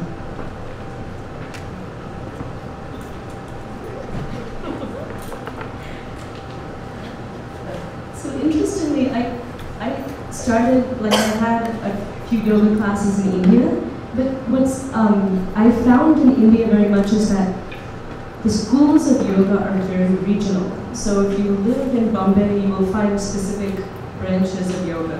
If you live in Chennai, like I did, you won't find Iyengar yoga. You'll find Krishnamacharya and Shivananda. So your choices are very specific in a way that they're not here. And each school is completely different. There's no coherence to different styles of yoga. So when I went to Krishnamacharya Yoga Mandir, I was sitting down the whole time breathing and chanting. And there was no asana in that first ever that I ever got to, because that was their approach to yoga. I went to a Shivananda class, it was the diametric opposite, where I felt like the teacher was trying to show off how flexible they were and then convince all the students to, like, you know, break their back trying to touch their toes even if they couldn't. So it was hyper physical. And I found what was really beautiful about my experience of the America yoga training is the language and the way that every effort I found was made to incorporate props and mats and different kinds of tools to access different parts of the body. But that had to do not maybe as much with American yoga as with the style of yoga I was practicing, which was Iyengar style. Which is only to say, to me it seems like if you're practicing yoga in India, your options are sometimes more limited, and you go to one teacher. So your experience is largely guided, I think, by that school and that teacher, where the guru has more power and more sort of say over you and what you do than here, where you can sort of pick and choose. So that's a very particular point of view, I know. Wait, I think maybe I forgot to say something. I was referring to the involvement of South Asian men. Oh, I'm sorry, I was answering totally wrong. Well, maybe not. I mean, just to intervene, were all of those teachers that you studied with men in India? Yes. Right. So that's a different. That's a very. I did not come across any female teachers in India in my short time here. So on various platforms, this is a very liberatory situation. Sorry about that. No, it's whoever. So the yoga school that I learned from, it was the Guruji he's a man, and it was separated by gender, so in two genders. So women were in one gym that was different, and this is I've only been to one yoga school, so I can't say I don't know, you know. And like you were saying, there's so much diversity in terms of how things are taught. So there was a sequence that was taught that is modified and that people learn. So, but it was separated into two genders, and because I was in the teacher training, I learned with all the men. So, and then there was, but there were like women yoga teachers that taught the women.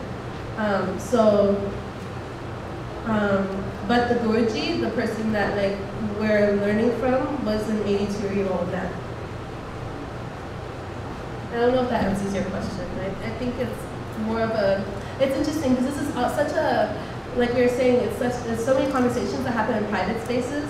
And I think like with your question too, like where I feel more comfortable talking one-on-one, but, and then also like, even me saying my experience of the yoga school, I don't want it to be like a blanket thing of like the sexism that, it exists around the world, but then it gets perpetuated as, oh, this is India, blah, blah, blah, and it's seen as like, oh, we're liberating yoga by bringing it to the States so that all these white women can learn it and blah, blah, blah. But that's like, I don't think that's the story either. So I think it's complicated and it's, but yeah.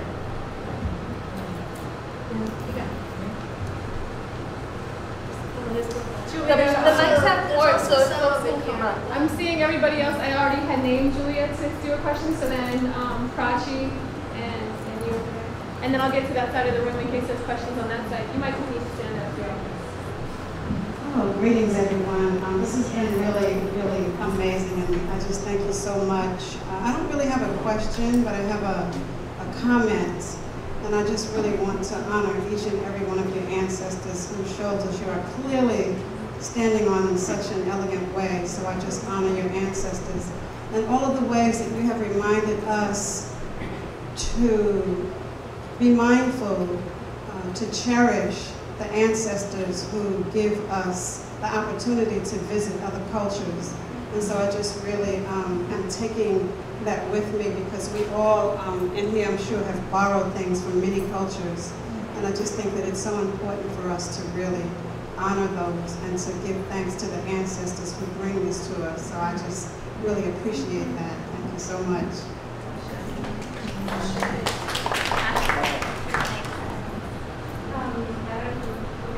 But they won't be able to hear you on there. I didn't get to hear everything that you guys shared. I was just in a different event, so I was near in the neighborhood, so I wanted to ask you guys and come here and see. I guess my question, I wanted to come to this event, and partly because I grew up in rural India, and yoga was something that I didn't really hear about. It was, most people thought about it as like some Brahmin thing, and Brahmins do this, and I come from a lower caste background, and also in general, people in rural India don't really follow it and don't really do it. So I guess my question to you guys is, what is the caste politics around yoga? How do you address that? How do you think about that? And the second question is, it's posed as South Asians' perspectives on yoga. a lot of people that I know from Sri Lanka or other parts of South Asia don't really also practice it. So how is this a South Asian perspective on yoga? And it's not like about making authentic and being Indian or anything, because I'm not about that, right? So, but I just want to hear about I'm just curious about what is the reason to make it South Asian's perspective, and just the caste politics around how you think about that. Either it's the way that it's practiced in India itself, or the way that it's practiced here, and how people are conscious of that factor or not. Yeah, thank you so much for asking. If I may, just because I named it, there was a sense early on from the people who expressed their support that this should not just be about India, and that this should be something that embraced India and all of South Asia. And so the move to name it South Asian American Perspectives on Yoga in America is housing the context of the discussion in a moment that's very now. That's saying, here we are in this segregated moment, and here's who we are speaking up for literally one of the, as far as I know, the first time as a group that's identifying speaking up around these practices of segregation in this country. So the move to say South Asian is a move of inclusion, and we're an incredibly diverse panel. So we're multiple religions, we're multiple languages, we're multiple cuisines and styles and castes. I myself am of mixed caste, and you know, so that you may be thinking that we're all sort of just like all Indian, because that's the sort of yogic impression now. But this is a very diverse panel, and so the name South Asian is just a signal to embrace that, much as the same way people would say Chicano instead of just Mexican. It's a way of embracing lineage and multiple layers that are not easy to grapple with in a post-colonial context. As far as caste, you guys, and also.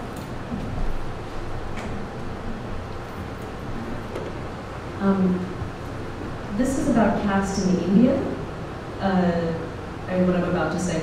But I have a very good friend who used to be a maid, and she's of a lower caste, and she and her husband recently went through sort of a training, a professional training to become yoga teachers, and both of them were doing basically servants or maids work before that, and now they're both earning as yoga instructors, which is really fascinating to me in the city of Chennai, which is extremely caste divided.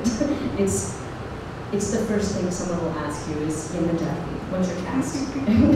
So, and the number of times I've been asked that question is, interestingly with Maheshwari and Satish, as they teach, the clientele they have also happens to be largely non-Brahmin. And so the way yoga is spreading in India, at least with different kinds of practitioners and different teachers, is really kind of fascinating. And it's really as kind of wild and varied as it is here.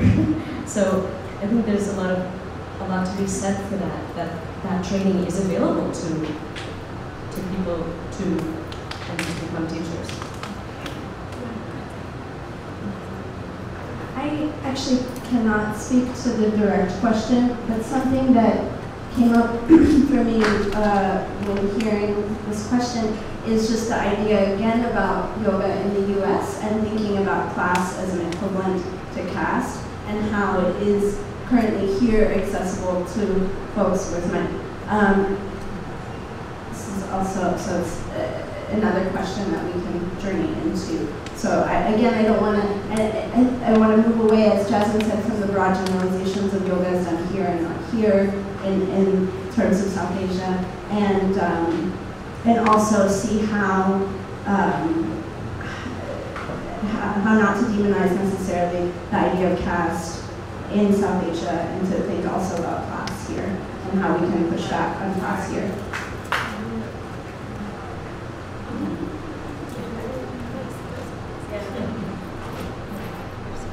Just real quick, also, I wanted to say too that, you know, yoga it's a fuller science, so it's not just the asana practice, and I feel like it's a way of living one's life, and if one, it would be very hard, I think, for me anyway, to say that an entire group of people just doesn't do yoga, because there's a way in which we all are doing it, even right now.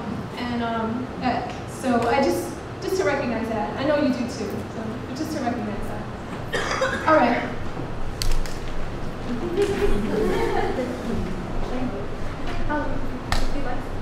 You don't have to.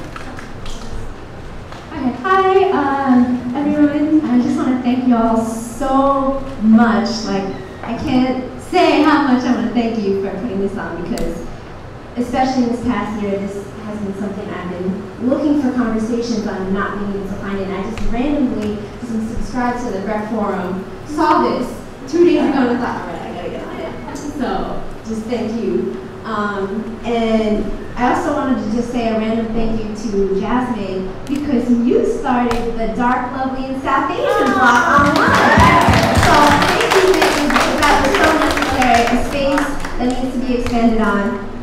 So much love to that. And so I guess what I was trying to say is it's actually building on the last question, which is that, so ethnically, my background is Sri Lankan. So growing up, I was raised religiously as Buddhist, and I was forced to go to Sunday school. I say forced because that's what it felt like, you know, saying these chants, meditating, and so forth.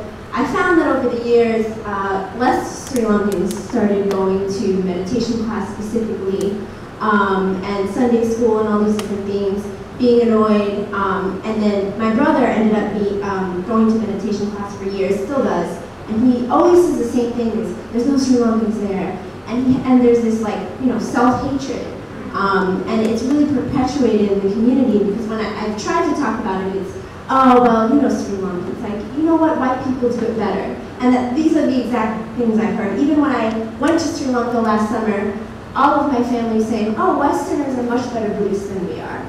So my question to you is sort of in sort of reclaiming yoga to, or just our spirituality and so forth to our cultures, how do you envision that? And also, do you think it exists in the way that, you know, I've seen it? Is it as widespread? Is it a self-hatred? Or, I mean, I know I'm attesting it to imperialism and all these other things, but if you can speak to that, I don't know if I'm clear.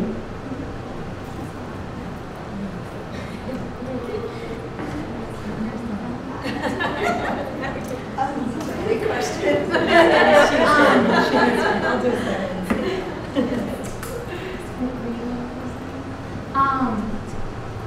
So I think, hopefully I can understand. There was a lot in that, which I think it was beautiful.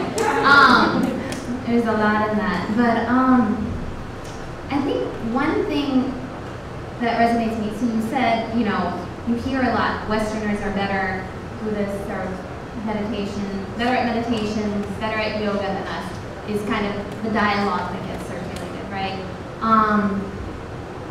And I think that's interesting only because I guess I see two juxtapositions that are kind of contradictory in a way.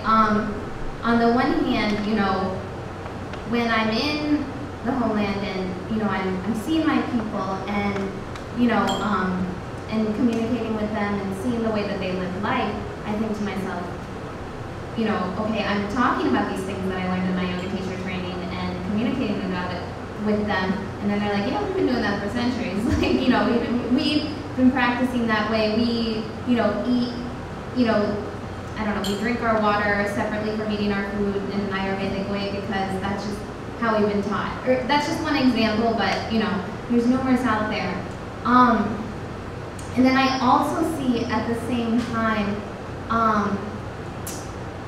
this, I don't know if I would call it self-hatred. It probably is a form of self-hatred. It's probably also a form of, I don't know, neo-colonialism in the sense that the British never truly left.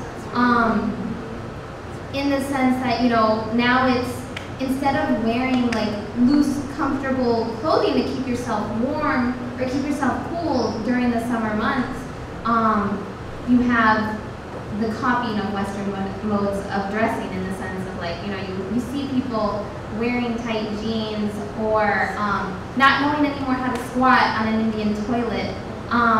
and these to me are yogic ways of living, because there's a scientific principle in squatting on a toilet, in the sense that it properly evacuates your bowels.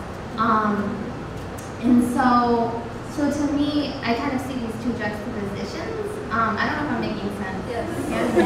Okay. But in the sense of, yeah, the British, have they psychologically still like colonized the minds of our people? And, you know, yeah, it's interesting. I'm trying to bring a different point. To everyone cast, oh well, you know, all of India is bad, and all because I said this, and America is better because there's definitely issues. So I always have challenges talking about caste and colorism and issues that very much exist, and this idea that like everyone is spiritual in India is not true. Racism happens, sexism happens, so many isms happen there, right? And so like I guess the way I address it is knowing, again, it kind of goes back to my own work, right? Knowing that, you know, and I have these conversations with all my close friends, and even we used to have this conversation being North versus South, and the bias that I had. I'm like, whoa, why don't you have Bungar just as much? Or like, just like these biases that we grow up with that I know.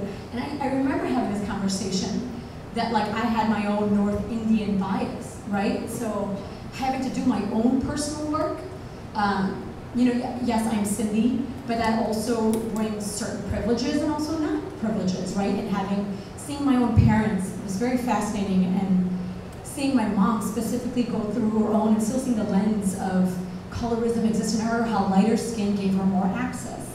And so sometimes I don't want to just put it on the British either. And yes, it's influences, but there's some own internal issues and challenges. I just always have issues talking about it here, because then it's that I've gone to little like forums here where they're like, oh, like, and I'll have people tell me about what South Asia or India is like to women, and I'm like, well, wait a minute. So then I start getting uncomfortable, because then it's like I don't want to paint this picture as well. So it's always problematic. But if that helps her address, I feel like that's some way to start slowly navigating the nuances. And even to that, she wrote that question, like, I lived in India for a year, and I actually volunteered. And I remember there was this idea of teaching to all castes, but what I saw online was very different to what was in person. And that was problematic to me as well. So not to like paint the picture that, you know, everything is amazing. Like I recognize that too. So. Thank you for your question. I think Sheena was touching on this, but just to use the idea of, to connect it back to the decolonizing, and also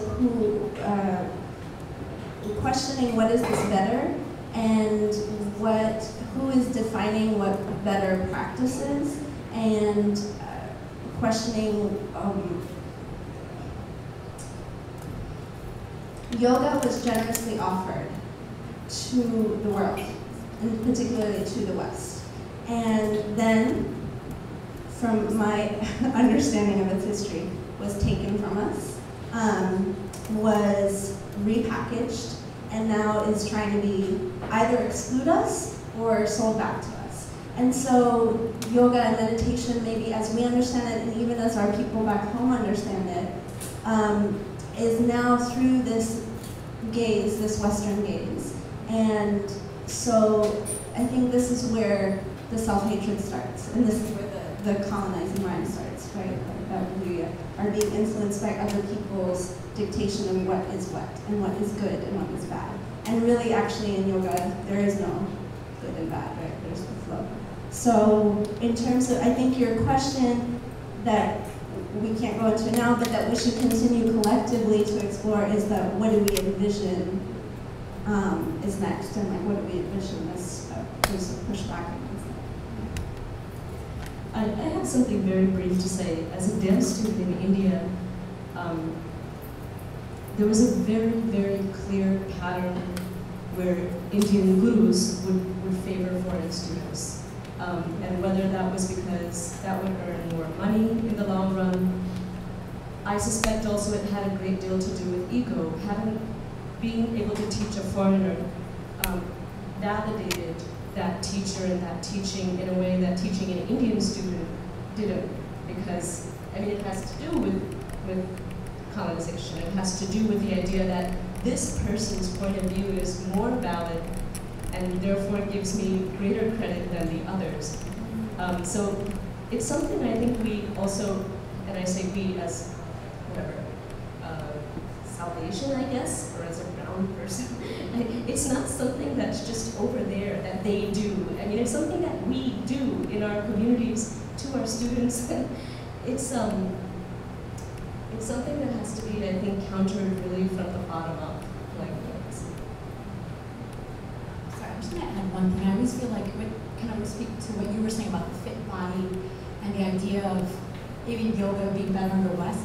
It's interesting because it's packaged in a way to be more commodity and more capitalism, right? So the more unhappy we are, the more we'll buy. So it's always interesting that I not to like, but it's make it an easy answer.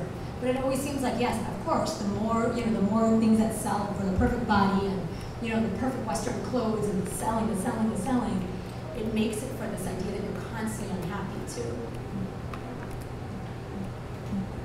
This mic is having a little bit of feedback, but do you want to speak to your blog for a second? Oh, I mean, I just wanted to, I really wanted to give you a hug. I mean, I had like, while everyone was speaking, I just sending lots of love. Yeah, I'm like, I want to relaunch the blog. Like, I want to have resources. I was having lots of one-on-one conversations with folks, which became really overwhelming for me, and I didn't have the capacity for it.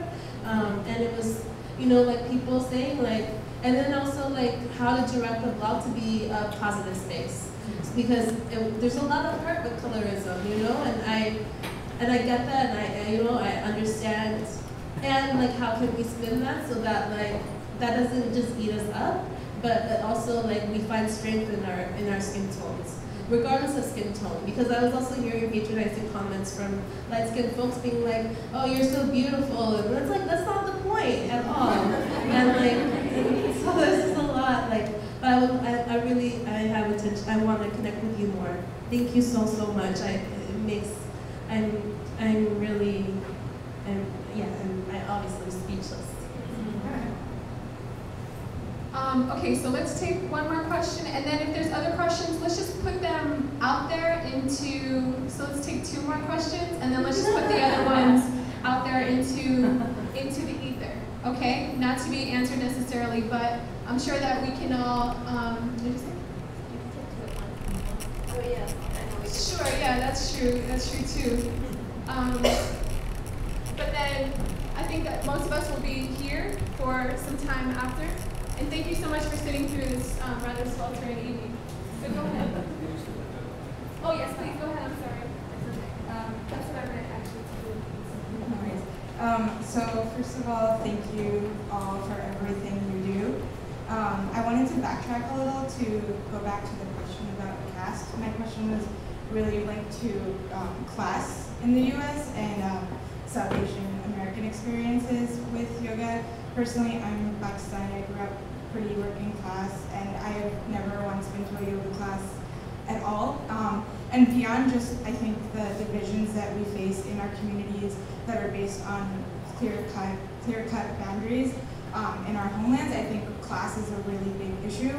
And I would really like to hear your perspectives on class and how that's kind of shaped the work that you're currently doing and how you choose to practice later on, especially with the project that you're planning on doing with South Asian diasporic youth in New York in particular. So big question, but.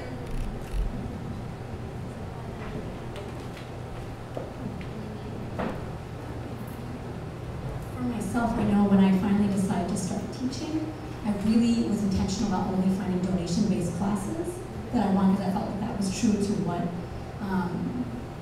the kind of yoga that I wanted to practice and teach. So I found two places, and I mean, one was just a friend's house that I'm like, oh, would you mind giving a gorgeous living room space? So I offered donation-based classes there, and then I found a studio in Bed-Stuy that eventually turned into, like, they never said no to anyone. It was always, we'll find a way, we'll make it work. But then on the same tip, I also understand for all of us practitioners, we have to also survive and make a living if this is our way of choosing a living. So that's always hard to balance the two.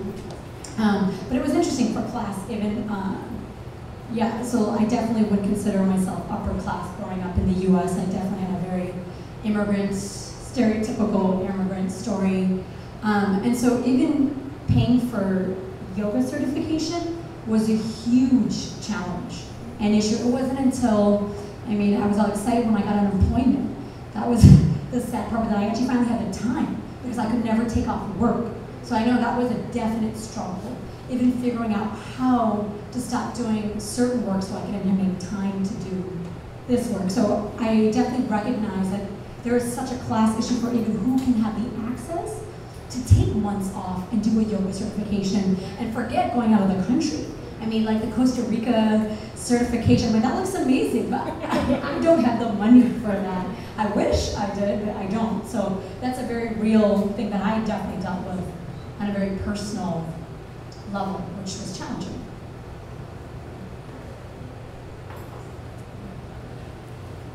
Thank you, Sina, for sharing, and Lena, for that question. I think definitely understanding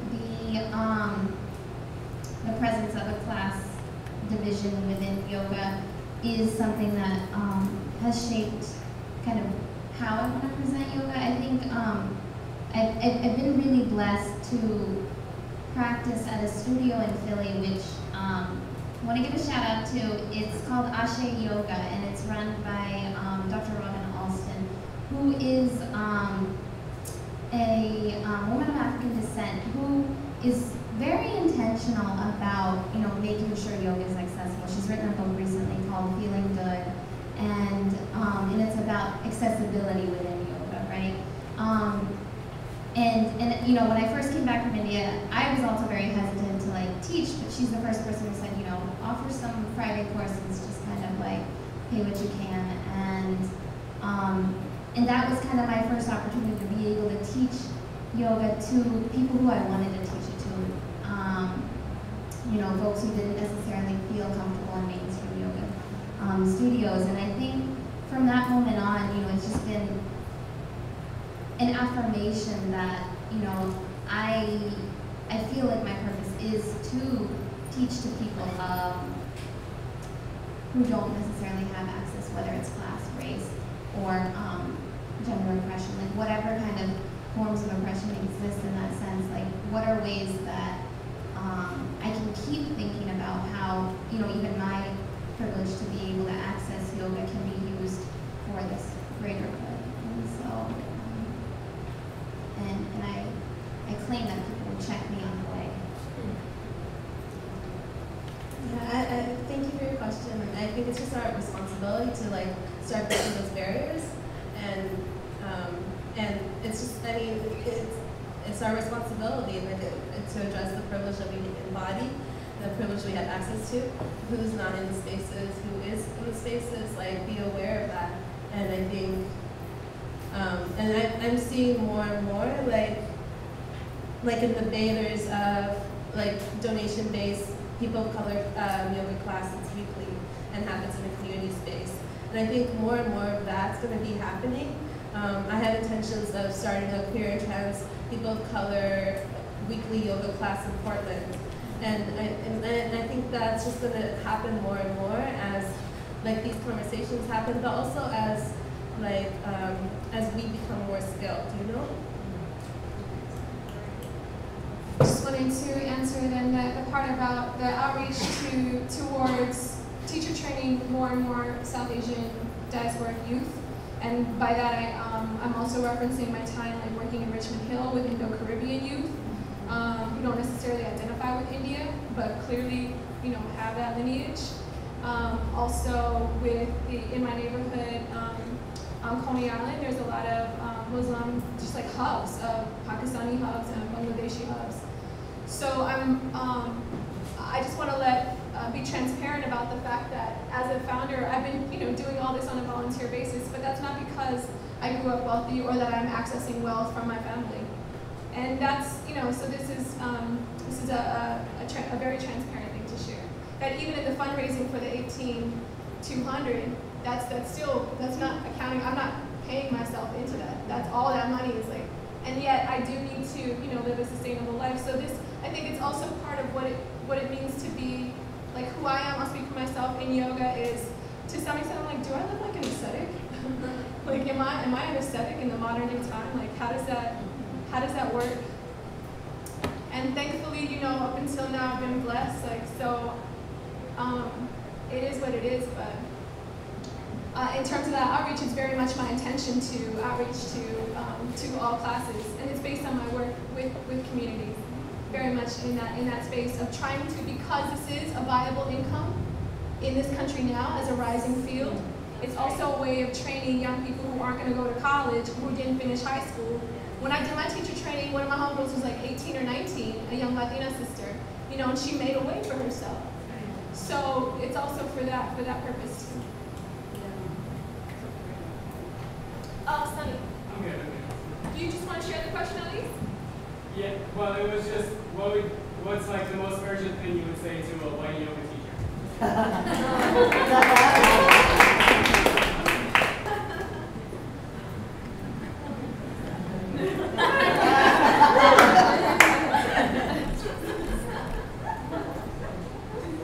Learn what it is to be an ally. Oh, can I say something? Yeah. I'm a white, obviously, yoga teacher from Denmark, Europe. And I was wondering this same question because I'm having a lot of feelings and a lot of thoughts listening to you. And obviously I don't know this race question from within, so I'm really curious about this. What would be the most important for you to say to a white yoga teacher? And I am a yoga teacher.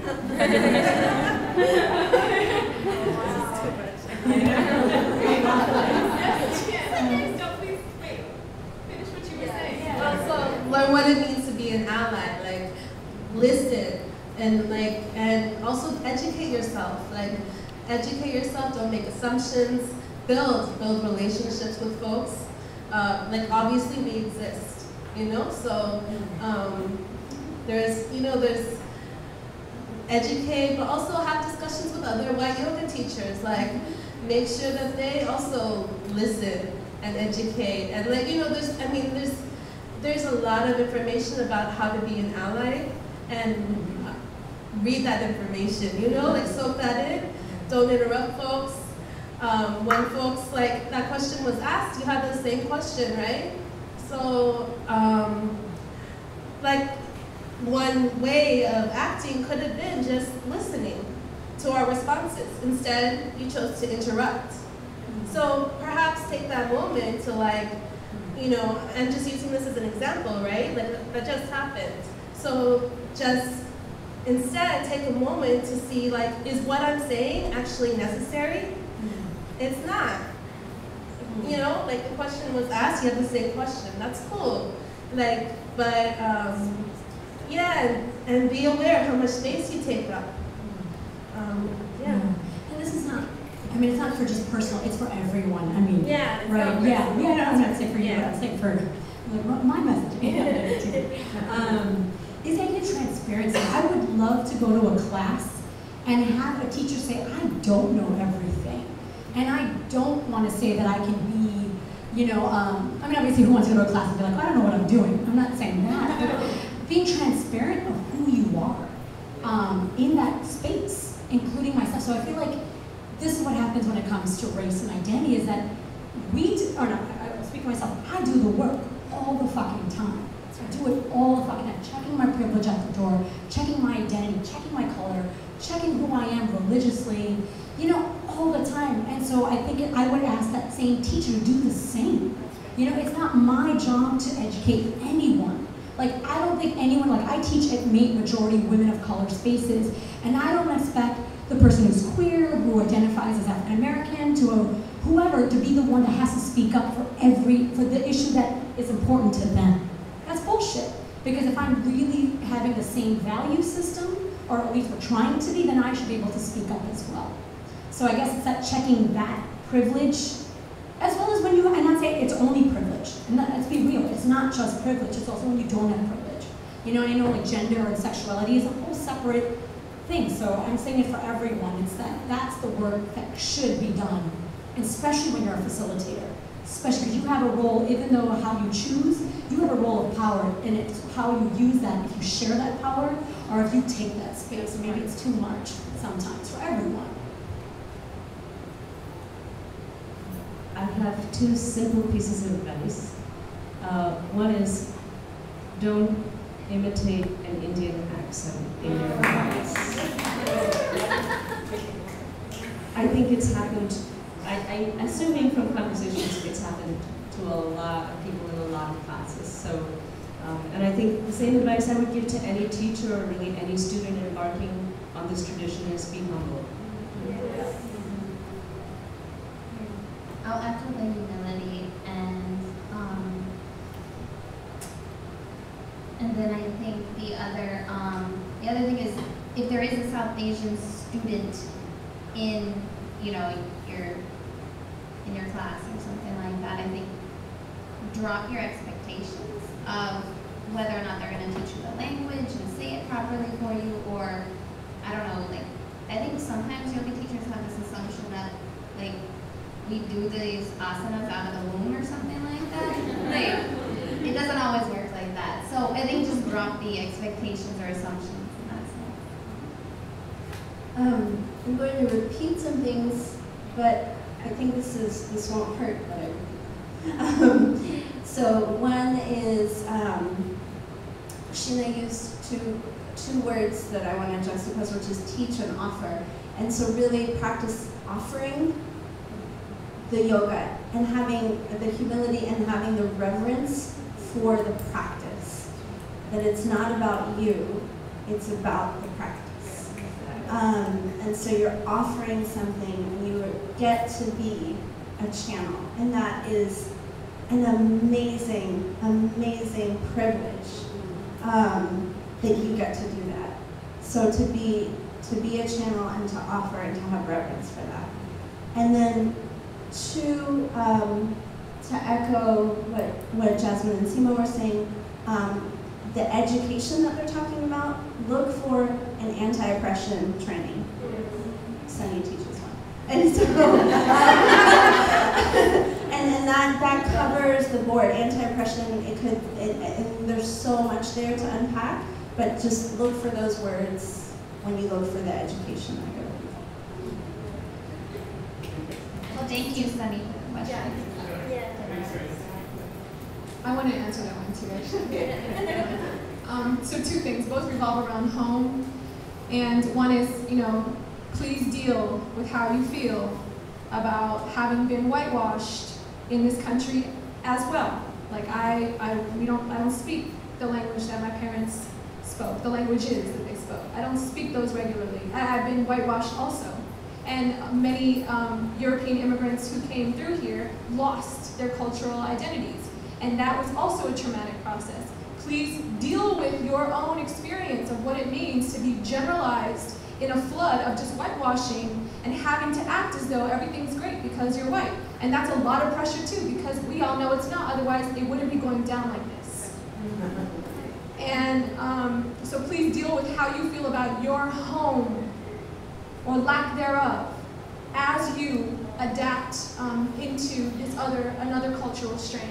Please do that actively, every day. And then I just want to say too, be aware that as you feel that space, teaching that space, know that there's somebody who looks very much like my mother, who looks very much like my father, who's not there, you know, who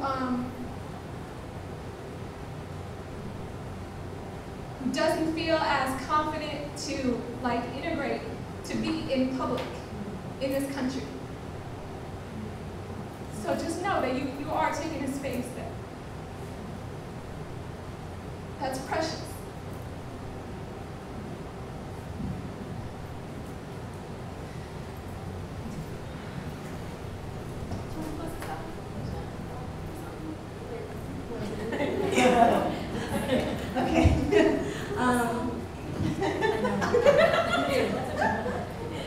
Okay. All right, we're just going to do a practice to close as we open with a practice.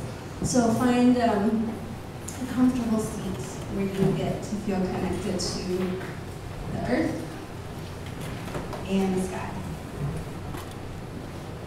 take a deep breath in.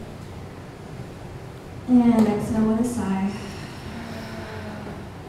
And 2 more times. And exhale. And once more. And exhale. There's a lot of feelings, so just take a moment to notice them. Notice whatever feelings are coming up in your heart, in your chest, in your belly, in your throat, on your tongue. Notice whatever thoughts might be rushing through the head. And then notice sensations in the body. Hot, cold, tight, loose.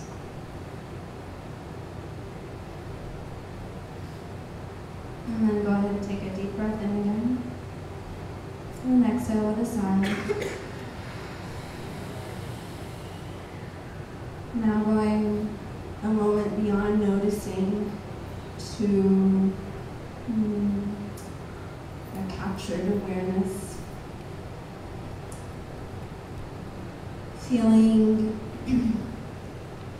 whatever's touching the earth or your seat, noticing that and really letting yourself ground.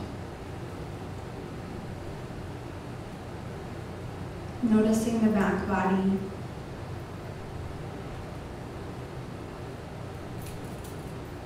And then maybe calling into being someone who's come before, someone who's helped you come to this room.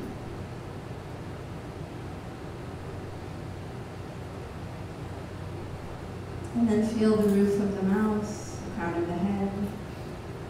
Feel your spine lengthening, growing into our dignity.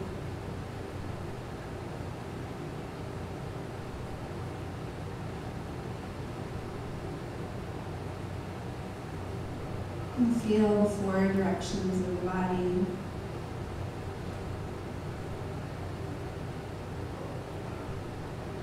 And feel the center of the body. And let's take 5 breaths just to notice and arrive. Your own time, your own guidance.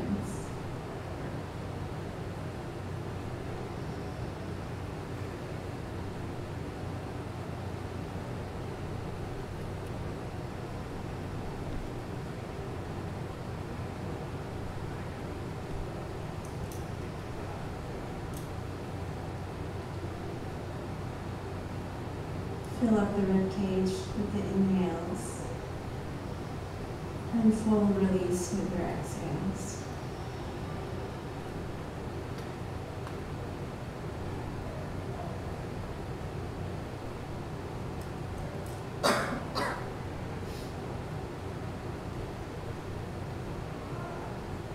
And again, floating the palms to prayer position at the heart.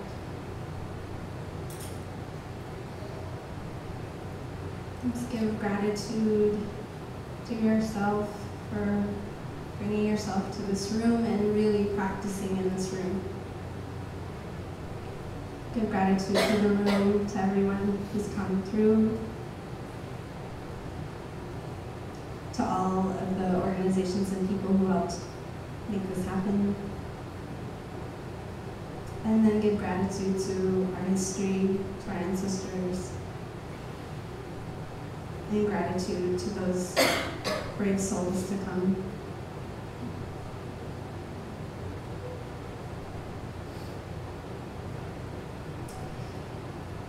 And instead of closing with an om, I'm going to request closing with the word yes. So we'll inhale together, and on an exhale, you can say yes, or you can feel yes, or you can feel whatever you're feeling.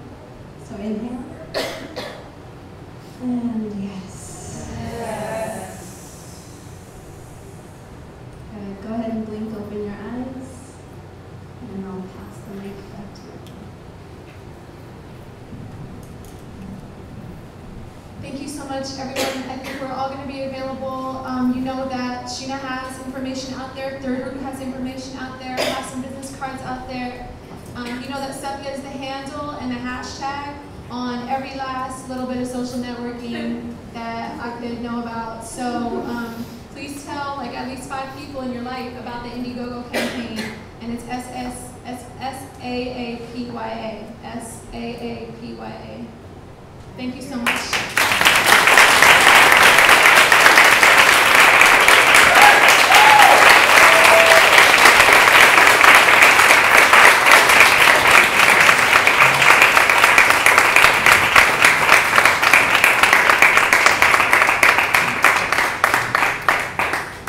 And Rupa, I just really want to commend she's put so many hours into convening this panel, so many conversations with all y'all, so much work on all those social media sites, so this is so important, we all feel it in the room. Thank you, Rupa.